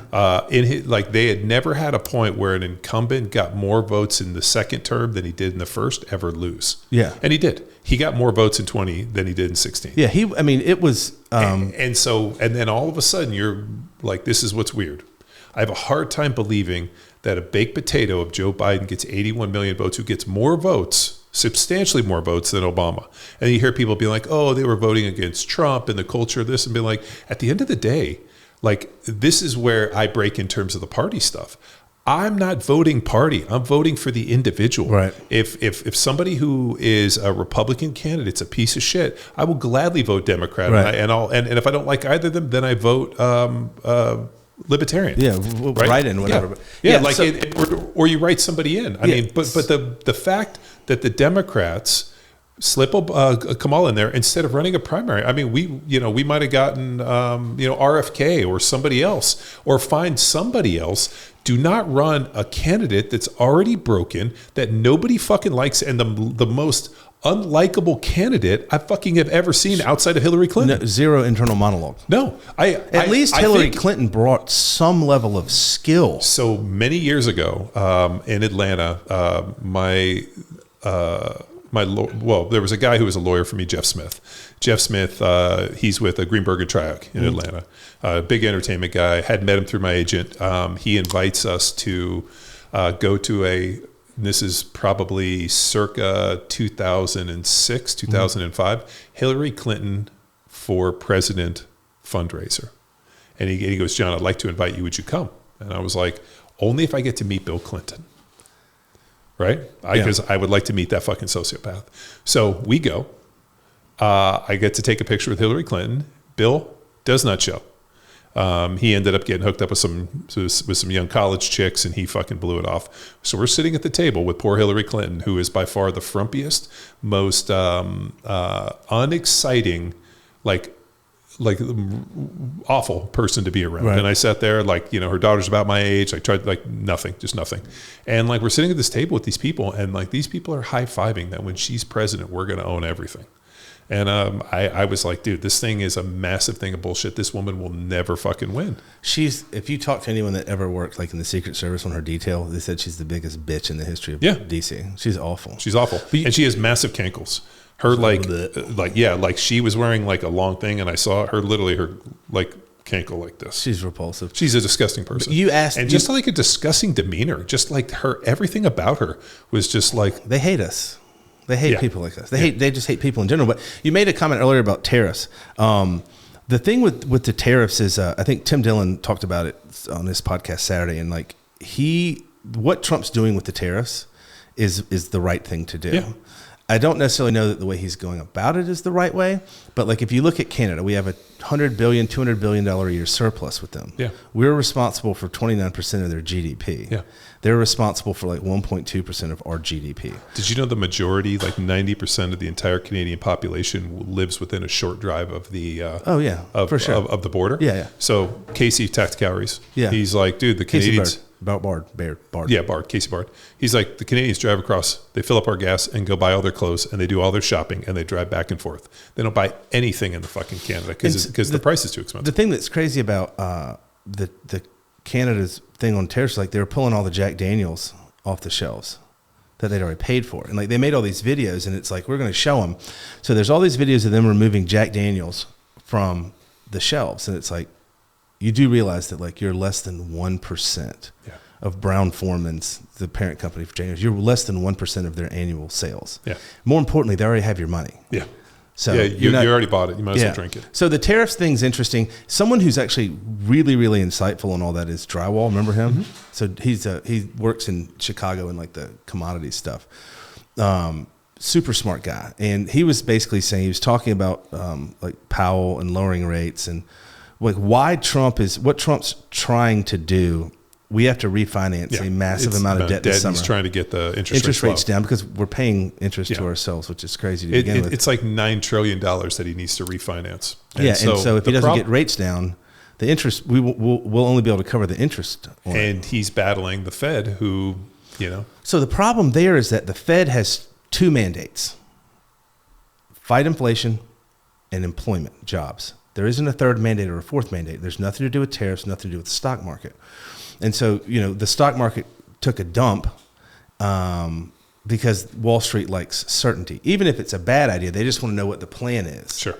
And so Trump is basically trying to create enough chaos to where Powell has to lower rates. And then he calls Powell a total loser last week. And then last night he's like, oh, he's a nice guy. He's doing a great job. His job's safe. It's sir, you don't have the ability to fire him. You can't fire him. So the Fed is not a government entity and privately owned bank. Yeah. And has no oversight from the U.S. government. Yeah, who was it? It was Alan Greenspan when they asked him. He's like, we've never been audited. You know why? Because you don't have the authority to audit us, and we don't work for you.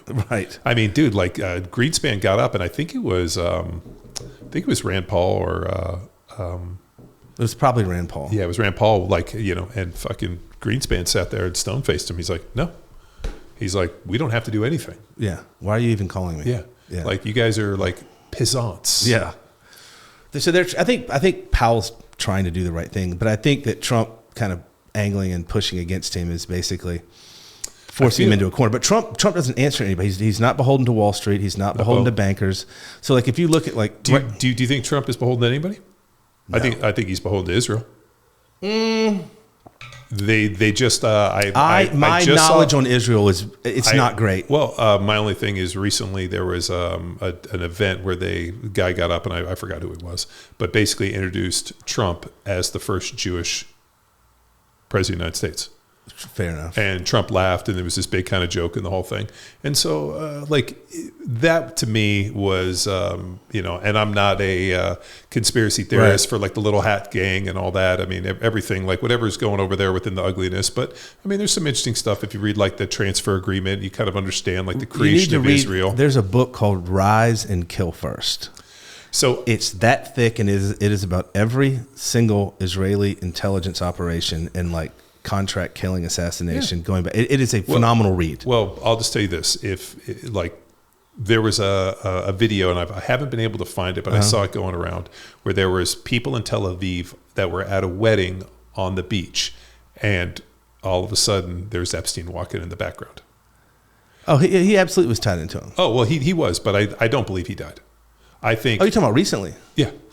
After his alleged death, he walked by. I personally think that if they had the power to do what they were doing, the fact that they were able to get all the cameras turned off, they were able to get those guys. I mean, like the amount of like operational knowledge and access that they had to make whatever they had gone down, it was just as easy for them to get him out and put a dummy corpse in there than it was for them. I want you to read that book. Okay. Because like, well, it was like I read Legacy Ashes, which General LeCamera, when we were doing the military gig, he presented me with Legacy Ashes, which was basically the complete clusterfuck that is the CIA. And he's like, anytime you think anything's clandestine, go read this book and realize how incompetent the CIA is. So the thing that's interesting about like Israel, their intelligence apparatus, like look at what they did with the pager operation. Yeah. I mean, my God. How fucking great is that?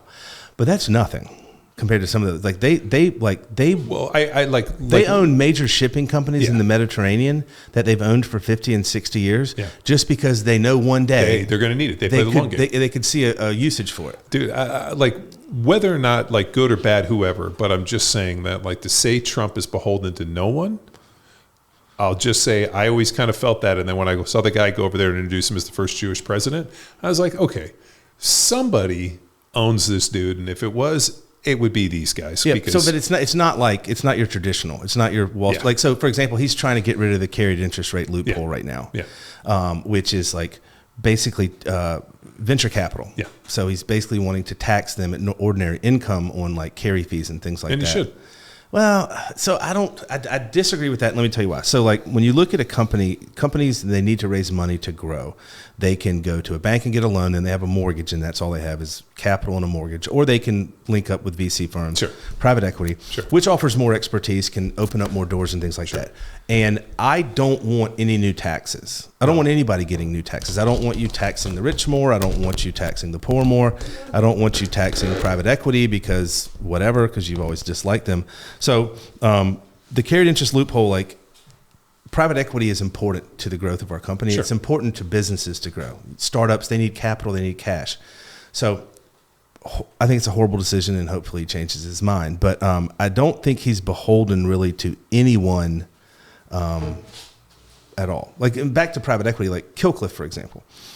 We got to a point where we needed to grow in retail. Retail costs money. So we had to get, it was either we were going to sell a portion of the company to Tyson Foods, which their due diligence to do the transaction would have shut us down for like 90 days. I mean, the company at the time was doing $36 billion a year. They wanted to buy 30% of Killcliff. But we actually ended up going with a company called Sherbrooke out of Boston, and they brought in board people, advisories, high-level financial guys, and they gave us equity to help us grow and their prior expertise. Now, should they have been taxed at standard interest rates on carry on that private equity? No, they should not have. I don't think so at all. Now, when they sell it, yeah, they get taxed. Sure. But like the carried interest loophole is a good thing.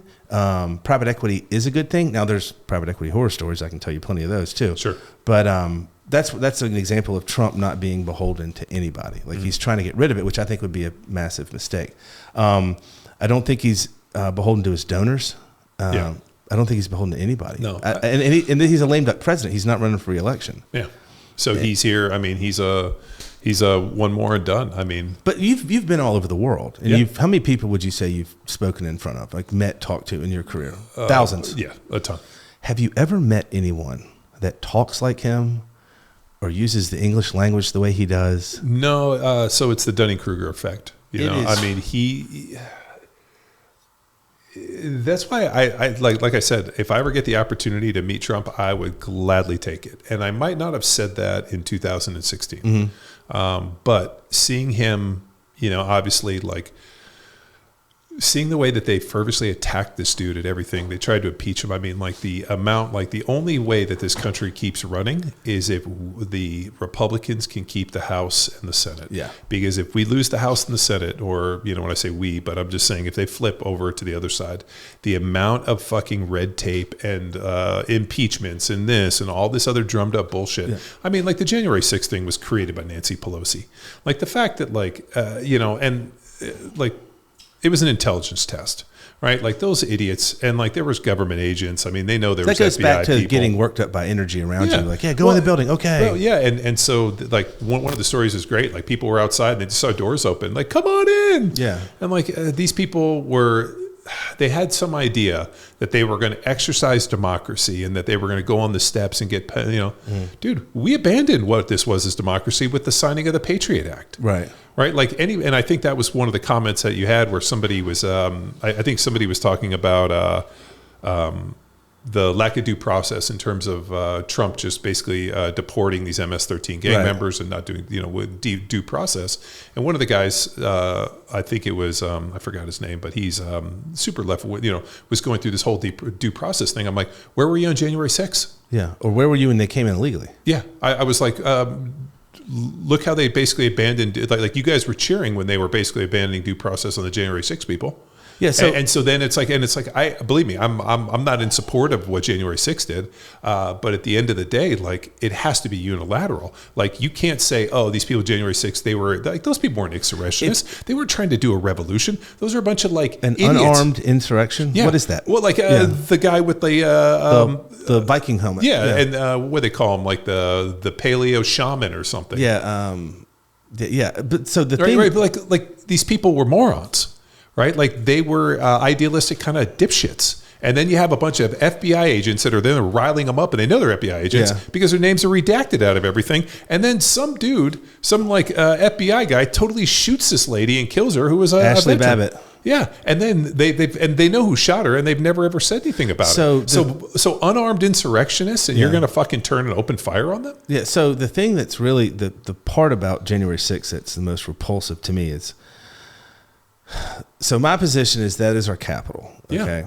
And if you were going to riot inside the capital, you deserve to have your ass beat. Yeah, okay? I have long said that was an intelligence test. Unarmed people? No. If they were if you were an armed officer and you're being attacked by a mob, I get it. Light them up, stack them up. The thing about January 6th that is the most repugnant, disgusting component to it was the enhancement charge, which was overturned by Scottus in the Fisher case, which is 1512C2, which means that you destroyed and prevented democracy in a vote. Like you literally destroyed voting tablets. Okay, like here's a good, and I did a horrible job of explaining, but here's a really good way to look at it.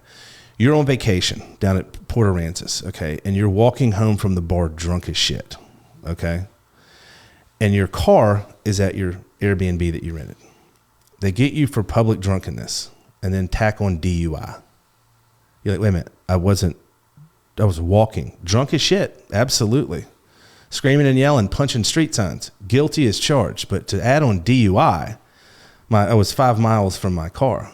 Thank God I didn't have my car, but I was 5. So the Fisher case, it was an enhancement where they lit these people up and really hammered them on their charges. They added a charge that was completely and totally fraudulent. And they took Americans and they basically denied them the right for due process. They'd hold them in jail for years. Yeah, without charging them. And I think right. So like that's my piece is like, right? Do I agree with them? No. Like, is there a better way to handle it? No. Like if like whether or not you think it was fraud, whatever, you don't have the intellectual or the capacity to make that decision. Right. So like what, like. Those people went out there. Did they get gaslit by a bunch of FBI people? They make bad decisions 100%.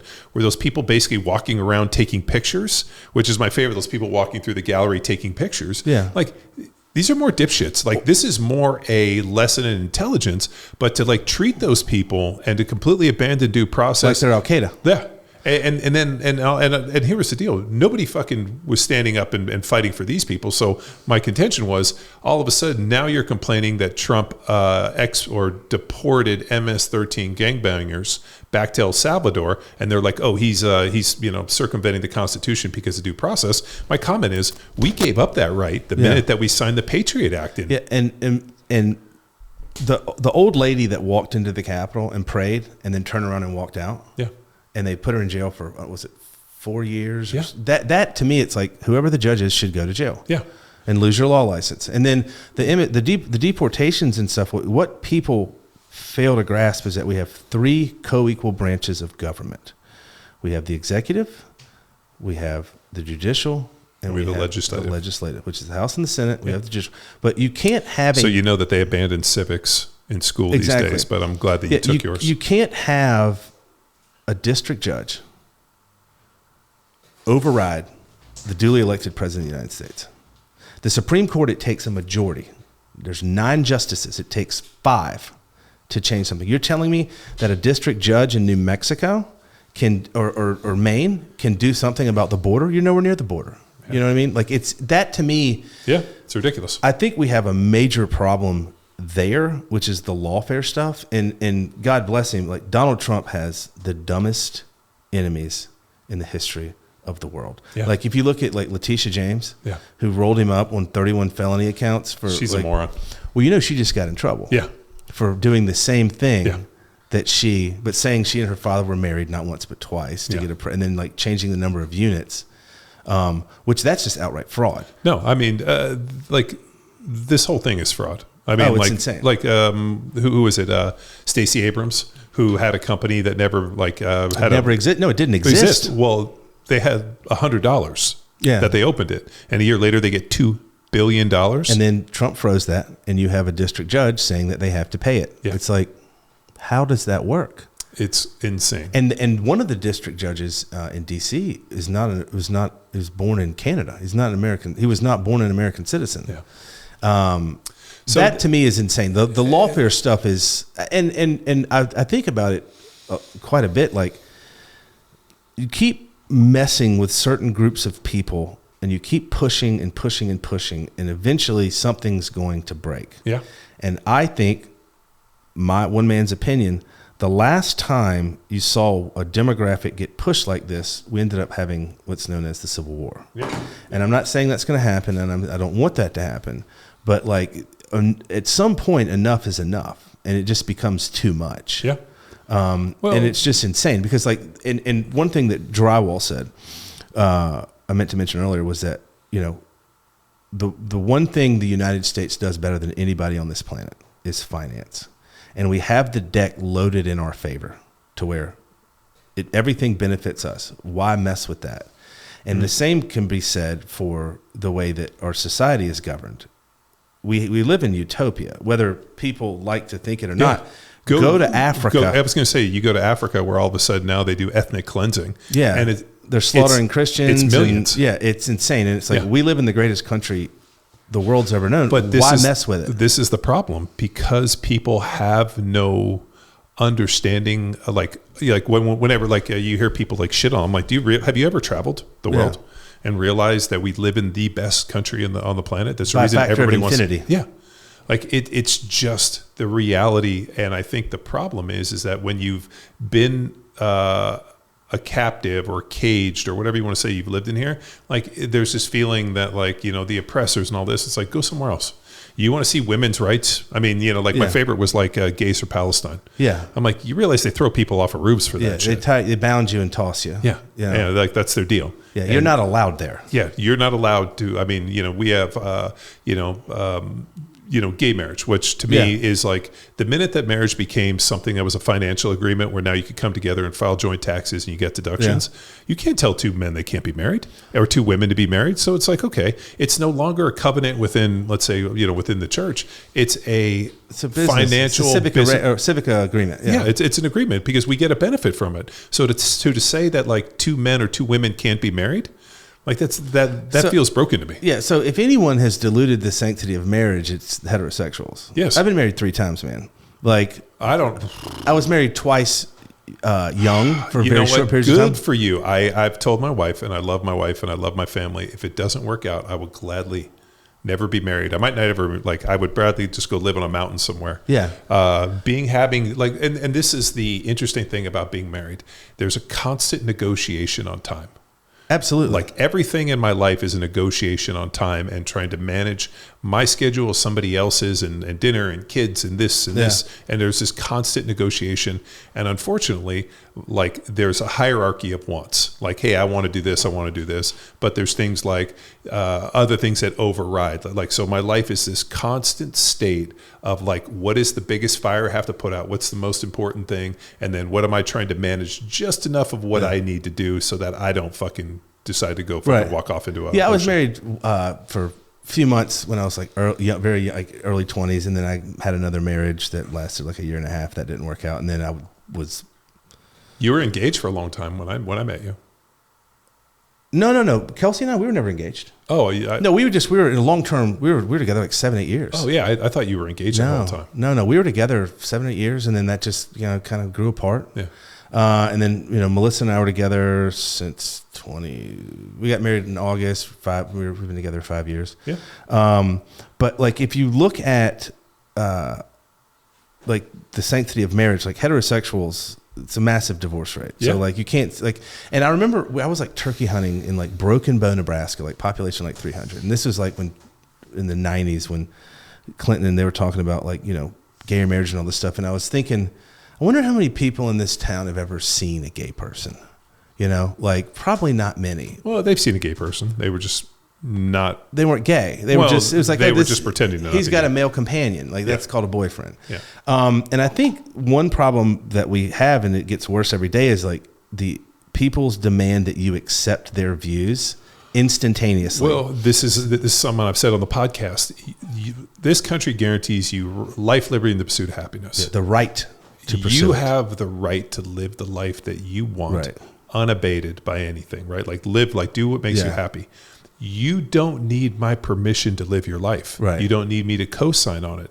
But if you do something like that you're doing, like you don't, like I said, you don't need co-sign, and you have to be open to me thinking you're an asshole. Yeah. Or that I disagree with you. But it doesn't mean, just because I disagree or I think you're an asshole, it doesn't mean you don't have any less right to live your life. Right. So like, I don't ask people's permission to do anything. Right. I married my wife. Like, it's not like I'm over there asking, a bunch of like, alternate lifestyle gay couple. Do you think I should be, do you approve of my marriage? Like, be like, what the fuck? Who gives a shit? Yeah. Do what you want to in life. Like, be the person that you want to be, unabated by all this bullshit. So like, the interesting one, I think Jordan Peterson had a great point about cross-dressing. He's like, I've worked with them for years. There's always a sexual component to it. 100%. Right? And so like to say that there's not is a disingenuous thing. You probably don't want people that are sexually gratified dressing up and doing these weird things, going and reading school books to children. Right. Like that's just putting kids in. You're talking about drag shows and libraries? Yeah. Like that's putting kids in an unsafe place. Right? And he's like, you have the right to cross-dress and do what you want. But forcing that on young, impressionable children and putting them into a dangerous situation, as a parent, I would not be okay with that. And I'd be like, that's fine. I don't care that you want to dress like a woman. Do your drag shows. But at the end of the day, I don't want you going and reading storytime books to my kids. It's weird, though. It's like, I remember from my childhood, like, I think the drag queens at libraries, like, I think that's been around, dude, since we were kids. I have some memories of No, I not me. No? No, I grew up, Honestly, I remember, this is hilarious. I remember watching MTV and seeing George Michael. Mm-hmm. And I remember that father figure video, and I remember it was father figure and that, and he's got like hot chicks and that whole thing. And we were like, man, that guy like scores a lot of hot chicks. Yeah, no. He was super gay. And you know what? What was crazy is he was in Wham! That's what I was going to say. We didn't figure that out. He was in Wham! First. But we were in the 80s. Yeah. Everybody was like that. It was the neon clothes. Yeah. It's like, right. Oh, yeah, but I mean, you had Motley Crue that was trans, that was dressing like women. Yeah. Like the whole, the big hair and the makeup. Yeah. The whole Aerosmith song, Dude Looks Like a Lady, was that they walked into a bar and Motley Crue was playing and they were like, look at these hot chicks. Yeah. And that's that entire song. I mean, like this, so like there was a weird kind of androgynous cross-dressing, you know, you got Alice Cooper, you got this. I mean, it's all weird. Yeah. And then, you know, Wham, you get into all this pop and you're like, I don't know, these guys just seem kind of happy. Yeah, just dancing around. Yeah, and then, you know, George Michael. But I remember we found out George Michael was gay and like I think he had AIDS or what, you know. I remember that came out. We were like, wow, I totally misread that one. But yeah, I thought he was like kids, this like macho dude. Yeah, leather jackets, got BSA. He's smoking a cigarette, driving a cab. Super hot supermodels. Yeah, I mean, like got a guy had it all. Stuff. Yeah, aviators. Yeah, that's probably a SEAL. You know, I mean, if he had a collared shirt on, he's probably wearing a T-shirt. You can't be a SEAL. Yeah, with a T-shirt. no, it's I agree with you on that. Like, I don't like Charlie Kirk was talking. I think it was like last week. He was talking about something. He was saying like the push to get kids into like transgenderism. And he's like it's 75% are young girls that are going through puberty and they have puberty confusion. I don't remember the exact term, but it made a ton of sense. Gender dysphoria was a psychological condition. Still is. Right. It's in the medical books. Yeah, it is. I mean, gender dysphoria. So the fact that they're trying to actually treat gender dysphoria as like it's insanity. So you like look at their most of it's 75% females, and most of them are gay, lesbians, or they're puberty confused. Yeah. And they're going through puberty. They don't know what and I think, as I understand it, women going through puberty is way more intense than men. Well, why isn't that the gay community is more anti-trans? Because you're like, these people are just gay. They are. Now you're trying to change their genders. Like these were our people. Now you're trying to like, you know, and the whole like Caitlyn Jenner thing, like that whole like, dude, like it's just weird. Yeah, like you and he was basically saying that you need to let kids go through puberty. Yeah. And go through the confusion, like, oh, she likes hunting and fishing, and she likes throwing the football with her dad. That doesn't mean that you need to go get her tits cut off. Yeah. And try and tell her she's a boy and give her pills. Like, I think it's insane. It's such a small percentage, and the thing I always kind of default to is every living organism on this planet, its sole purpose is survival of species. Yeah. So, like, why are you trying to mutilate kids? And they'll never be able to reproduce. It just goes against human nature. How come you don't have any kids, son, Baker? You've been repopulated up. No, that's one of those things I was talking about that last night and today. And it's like you have people that go through, anyone listening that's in their 30s, you go through life and it's like, I don't have kids or I don't want kids. And there's going to come a time in your life when you say, fuck, I should have had kids. So I have two regrets in life. Nothing I can do about it now. There is something I can do about it. One is not serving in the military, and that drives me crazy. But I can solve that by serving my country now, which is what I do with all the work I do in DC. So that's easy. And then, do I regret having kids? Or not having kids? Yeah, do I regret not having kids? The person I am now, where I am now in life, I think I would be an amazing father, Was I ready to have kids in my 30s? Probably not. I was way too selfish with my time and the life I lived. I don't think everybody should have kids. No, I agree with that. I've come to the conclusion that if you are an extremely selfish person, which is fine, like be selfish, it's very difficult because being a parent is by far the least selfish thing for the fact that, like I was talking about, like being married and having kids. And I don't, how do I say this? I don't like I feel bad for anybody that has kids that gets divorced. Mm-hmm. It is it's barely manageable with two parents, especially with like three kids like we have, to have two parents in the home. I cannot imagine doing this without my wife. So my wife got breast cancer, and she went through that whole deal, and then a year later they found a nodule in her lung, and so they removed it, and so she's gone through all that. And I remember like like she's like, you don't want to talk about it. I'm like, no, I'm petrified. I can't do this without you. Yeah. Like it's like, I love you, and you're an important, like this major important person. You're my partner in life, but like, you can't leave me because I have these 3 kids, and like, this is something that we've entered into this covenant of being married and raising these children.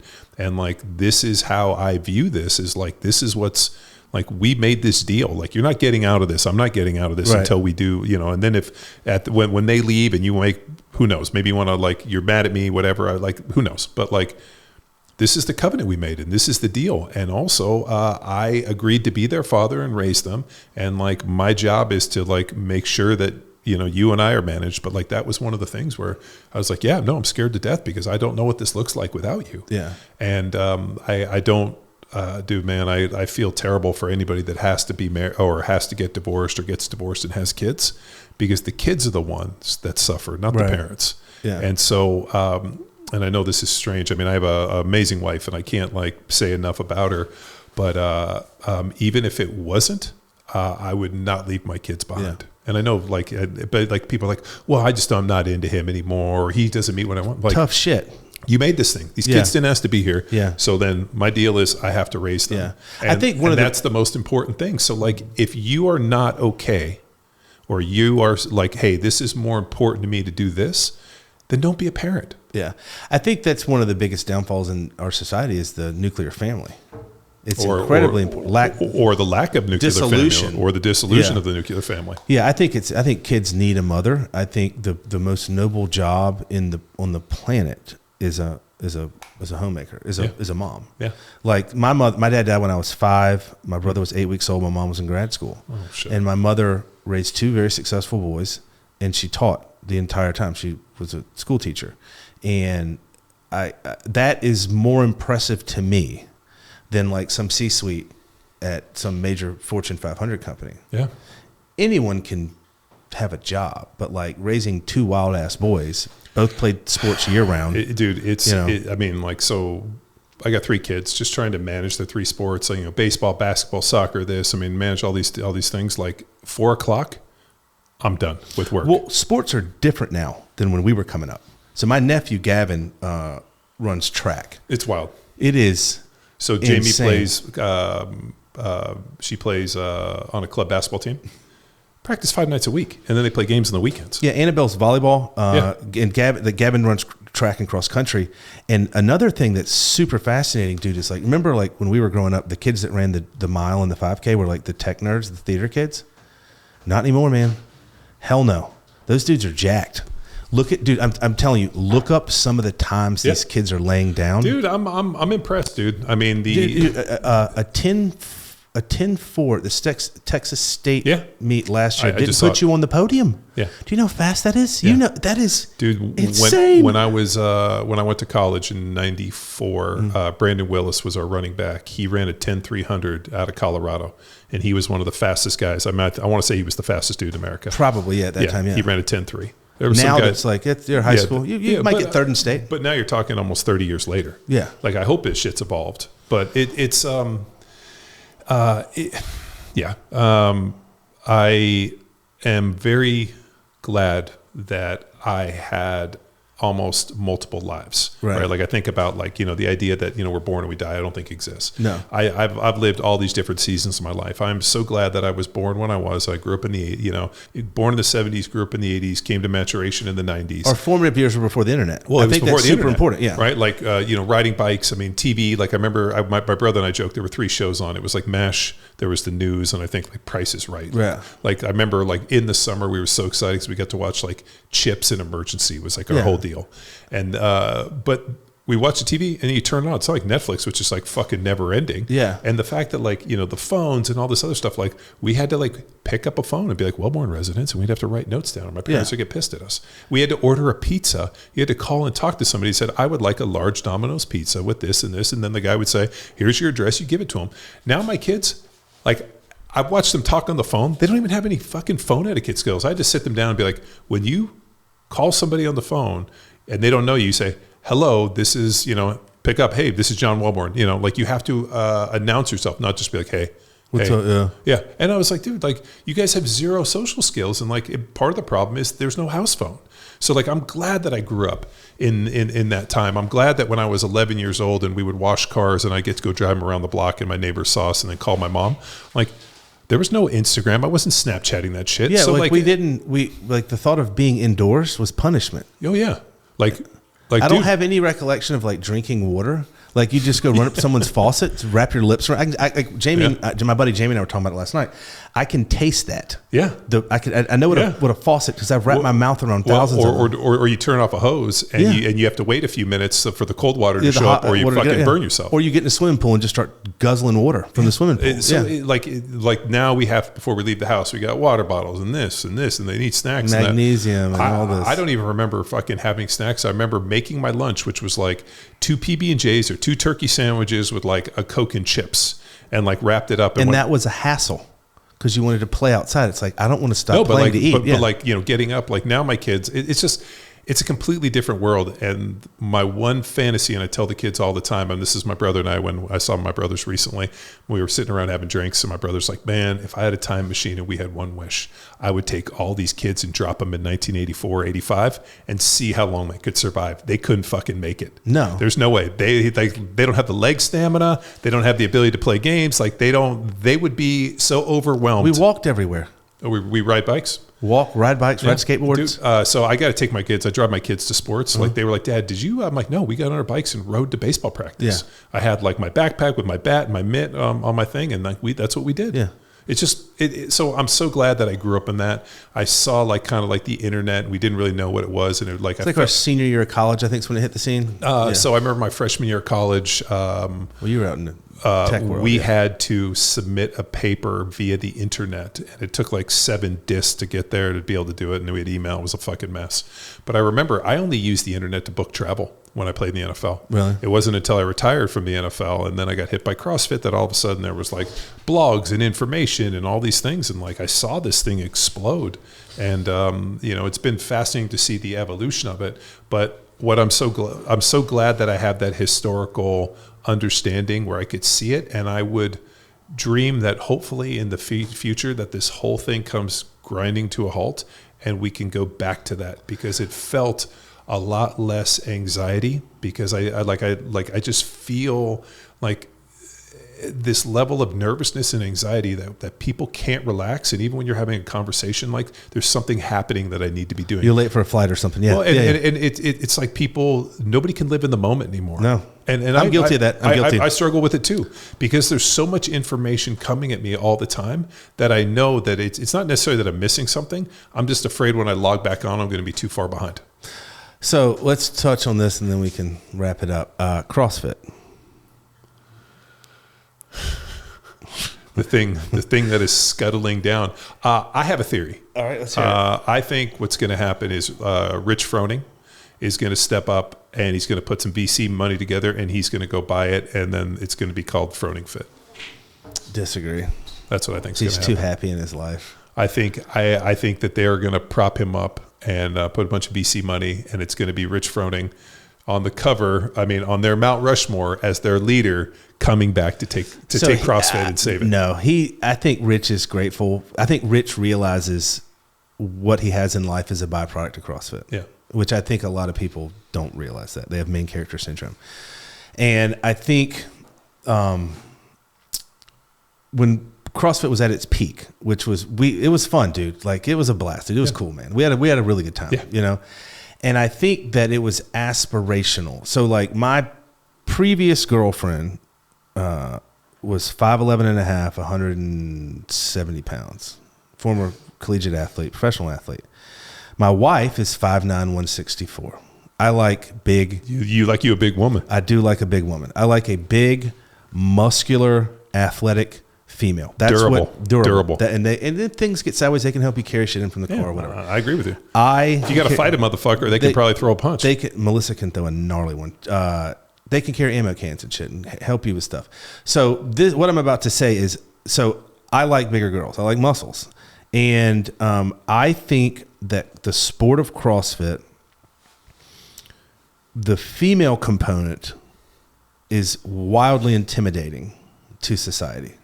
So if you look at like the final 20 women that made it to the CrossFit Games, there's not many females out there that want to look like that. And I think it is doing a disservice on the marketing side. I think those girls are great. You think so? Dude, I always like girls that lift weights. I like athletic girls. I always like college athletes. My wife, like, is super fit. Like, I like gymnast, that. Right? I'm talking about my the wife masses. played soccer. I'm talking about the masses. Your average female. Oh, I think that for the masses. So you have to remember, and this is the ivory tower we're in. Yeah. The fact that like we're over the age of 40. I mean, like, dude, like, it's funny. Like, people come over and they're like, I can't believe you have a whole building full of weights. And I'm like, yeah. And I got a bunch of like dudes that show up and we train and we lift.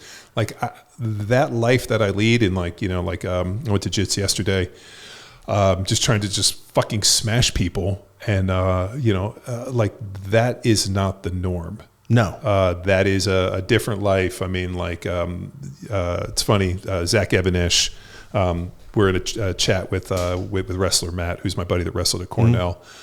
So Evanesh is like, I got to get back in shape. Like, I need some like fucking community. I'm like, done. What do you need to do? And he's like, I need to lose 25 pounds. And then Matt's like, I'll fucking lose it. I'm like, all right, let's get it. So weighed the whole kind of thing. And like, now I got to embark on this like 25 pound weight loss, which I don't really want to do, but I will suffer through it.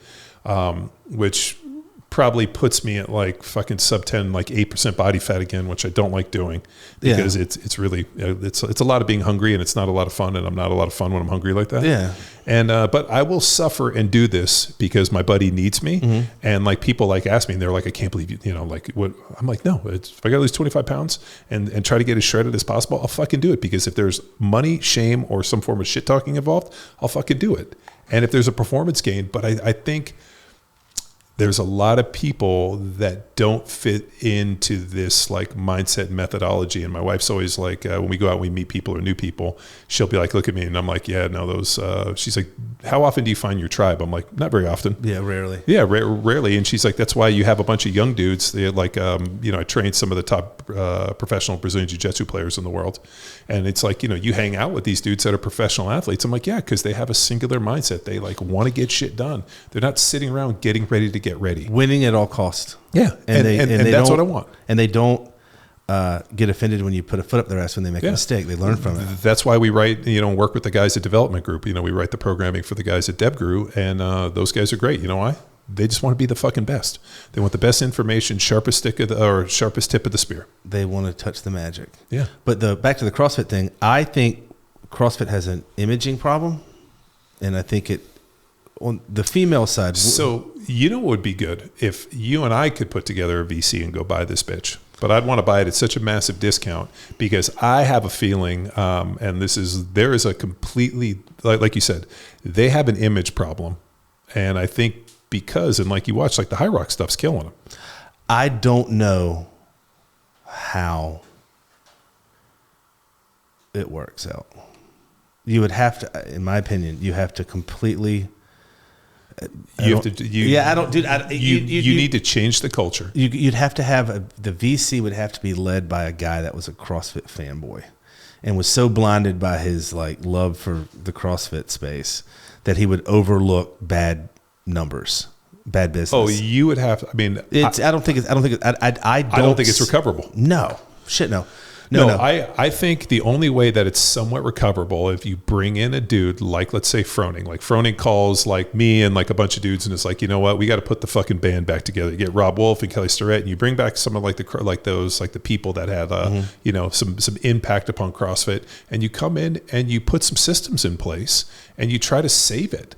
The problem is not everything's destined to be saved.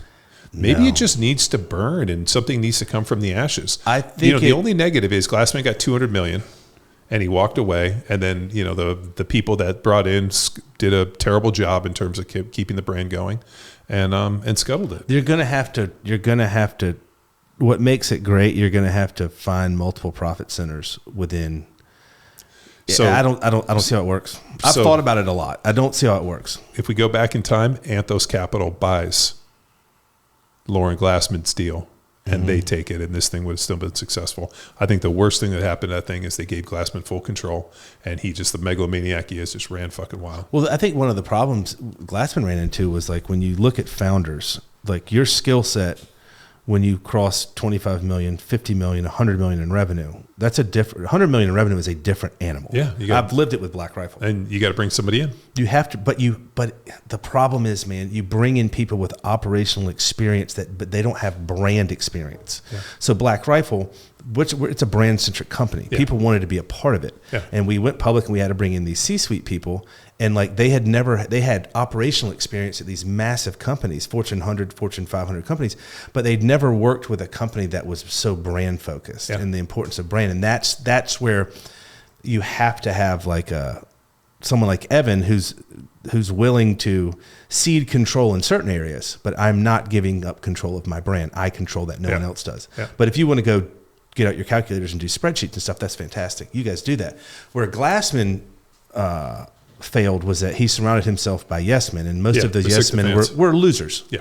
Yeah. And still are losers. Yes. I could not agree more. He started a new gig. Yeah. It's called like Melissa's going to a seminar and she sent me it's like Metfix. He's trying to combat all cause mortality. Yeah. Which you could probably just let him go work out and give him Ozempic. Yeah, they've got a course end of May 31st through June the 1st at Rogue in Columbus. And Melissa sent me a screenshot. She's like, hey, I want to go to this. I was like, all right, tell me when you want to get there. I'll get you a ticket today. So she wants to go, but like, I don't see how it survives. Yeah. I mean, Glassman's got to be 70. Yeah. He's fucked up. Well, when I met him, he was in his, it was. No one knows how old he is. Early 50s. He was in his early 50s when I met him. Andy Stump probably does. No, he was in his early 50s. I think he was 53, 54 when I met him. And that was in 2008.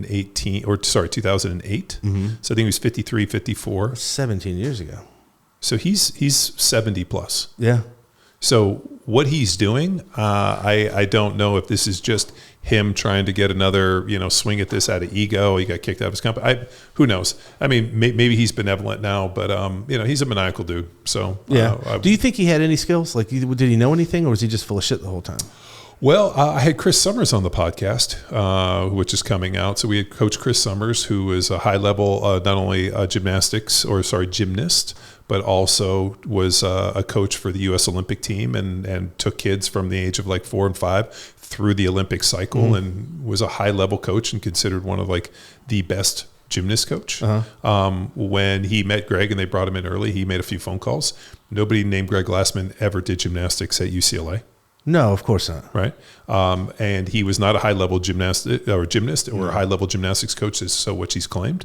And basically on the podcast, we dissect everything that he did wrong. And a lot of the information that he did was kind of secondhand pulled from Summers and done very poorly. So according to Summers, he thinks he is a complete charlatan and full of shit and everything was a lie and was fabricated. But he did invent something cool for a little while. Well, I mean, whatever he created, I mean, he was able. I mean, I'm not taking that away from him.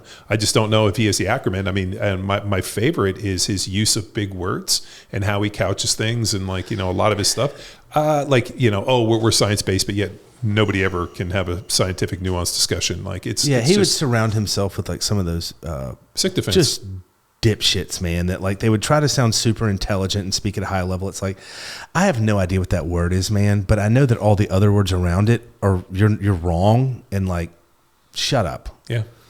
I don't care. Like, that's the thing. Like, I had to play the game for so long just because of Tupood and Killcliff, and I had to, toe the party line, and I enjoyed it. I mean, a lot of what I have and where I am today is because of the CrossFit space. Yeah. Would I have landed on the same spot I am today if I'd gone a different route? Yeah, probably. I think my skill set was networking and meeting people and seeing how the ecosystems are built and living within those ecosystems. But like, I don't know, man. They did a lot of horrible shit to a lot of horrible people. They did a lot of horrible shit to a lot of good people. Yeah, that's what I meant. They did a lot of bad shit and like attacked and ostracized a lot of people. They were. I mean, they were. You remember what is it? Do you remember the Dave Chappelle where he goes, the hater of the year? He goes, I hope all the bad stuff in the world happens to you and only you. Right. Like he's, he did a lot of bad shit to people. I mean, did he help? I mean, yeah. I mean, did he do, like, the one thing you can't take away from Greg is he did more to get barbells in people's hands than probably any other human being on the planet. Yeah. Right? Like, it's true. Like, I mean, you know, Rogue, all these companies, now I can go on, I can get, you know, Echo Bikes and this. I mean, the ability to get equipment and put barbells in people's hands, like, to say that he did not influence that is disingenuous. To say that he did more to get people training and into a actual functional style of training, even though everything's functional, but getting people to lift weights and move and start looking at this mixed modality stuff, like, CrossFit did that. He did that. That was him. Yeah. And his team. So to say, he was wrong, I can't say that. But do I say that he fabricated who he was? 100%. I mean, I do believe that his, you know, him telling me these gymnastic stories, it's just like the time he told me about deadlifting heavy. And I was like, oh my God, just like in the 40-Year-Old Virgin where he's talking about like 2 boobs being bags of sand. Same thing. You'd never deadlifted. Right. He's like telling me a story about deadlifting. I'm like, holy shit, this guy never lifted weights. Right. So, well, wasn't he like a polio survivor? Yeah. Well, yeah, he tried to claim it was a ring injury, but it was polio. No, that has nothing to do with when you have 2 different sets of feet. But he claimed that he was a high-level gymnast and competed at UCLA. Yeah. But yeah, when Summers checked his pedigree, it didn't exist. Yeah. So, but did he go on? Did he get paid $200 million? Did he do this? Yeah, he probably created an entire fitness revolution. Yeah. Now, whether it was... it spun off. I mean, the industries that spun off at billions of dollars. Yeah, billions of dollars. And like, USA, you got to look at what he did with USA weightlifting. Yeah. I mean, it seeded all these sports. So, I mean, to say that his influence is not fucking massive, I mean, a wide berth is fucking disingenuous. Yeah. But I think... You know, he got out just at the right time. I mean, to hear Coach Summers say it, the most honest thing Greg ever said was when he called it Floyd 19. Yeah. It was the most honest thing he's ever said, and that's the thing he got fucking ousted for. Right. Timing was... It's the law of unintended consequences, man. He poked his head up right at the time where people are at home. They pulled out the knives. He'd fucked over enough people, done enough bad shit that people came out and tried to kill him. And, like, that was the result. And he got $200 million and got to fucking pull the ripcord and escape out of this nonsense. Yeah. But he's probably like Trump. He lives for the circus. He lives for the muddy water. He lives that. The idea of like going off to Hawaii and living the rest of your life and raising your kids and living and surfing and living a peaceful existence and just waking up every day to the chirp of the birds, that doesn't exist for that guy. No. That guy has to be in the fight. He has to be in the fucking middle of like, you know, like the pool of dirty water that you keep slapping to make it nice and muddy. Yeah. Like that's what gets him up.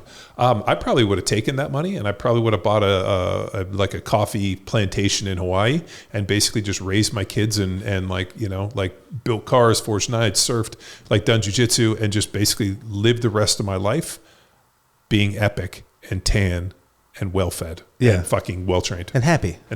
Yeah. I think that's interesting. Like I think in, you know, early... But he was never a happy person. No. Couldn't be. Too many failures. Man, you're like, it's like, oh, you get a taste of the forbidden fruit and you want more.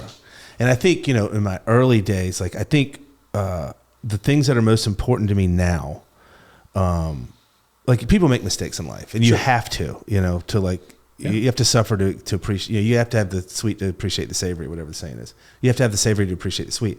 But like the only thing I care about now is like my health, being a good friend, being a good husband, doing a good job for my clients and work. And just, I want to wake up pain-free. I want to be able to kind of do what I want to do, work out how I want to work out and just live life. Just be happy, you know, because like it's super short, dude. Like we're talking about high school in this podcast. Well, it seemed like it was yesterday, man. Dude, that was 25 years ago. Well, and we'll end on this note. Or 30 years ago. There was this idea that somehow 50 was middle age. No. It's not. It's 38, right? People live to be 72, 73, 74 years old. So like in reality, 38 is middle age. By the time you hit 50, this motherfucker's kind of on the tailspin of this thing, you know, but I always go back to this idea of like, you know, Rage Against the Dying Light. If you look, when I was in my young 20s, The Rock used to come and train with us in Philadelphia. Mm-hmm. So Tommy Kanabe, who was our assistant strength coach, worked at the U, and The Rock would come in and train with us. Rock was in not good shape. He was like not jacked. He's a big Polynesian boy. Right. No, but he was not jacked. Right. Right. He was kind of like, you know, this. I mean, looked like he had college, all the baby fat yeah, on him. Yeah. Look like a college football player. And like, he was never that strong. I mean, we trained with him and like he'd give us tickets and he was a nice dude. I'm not saying anything negative.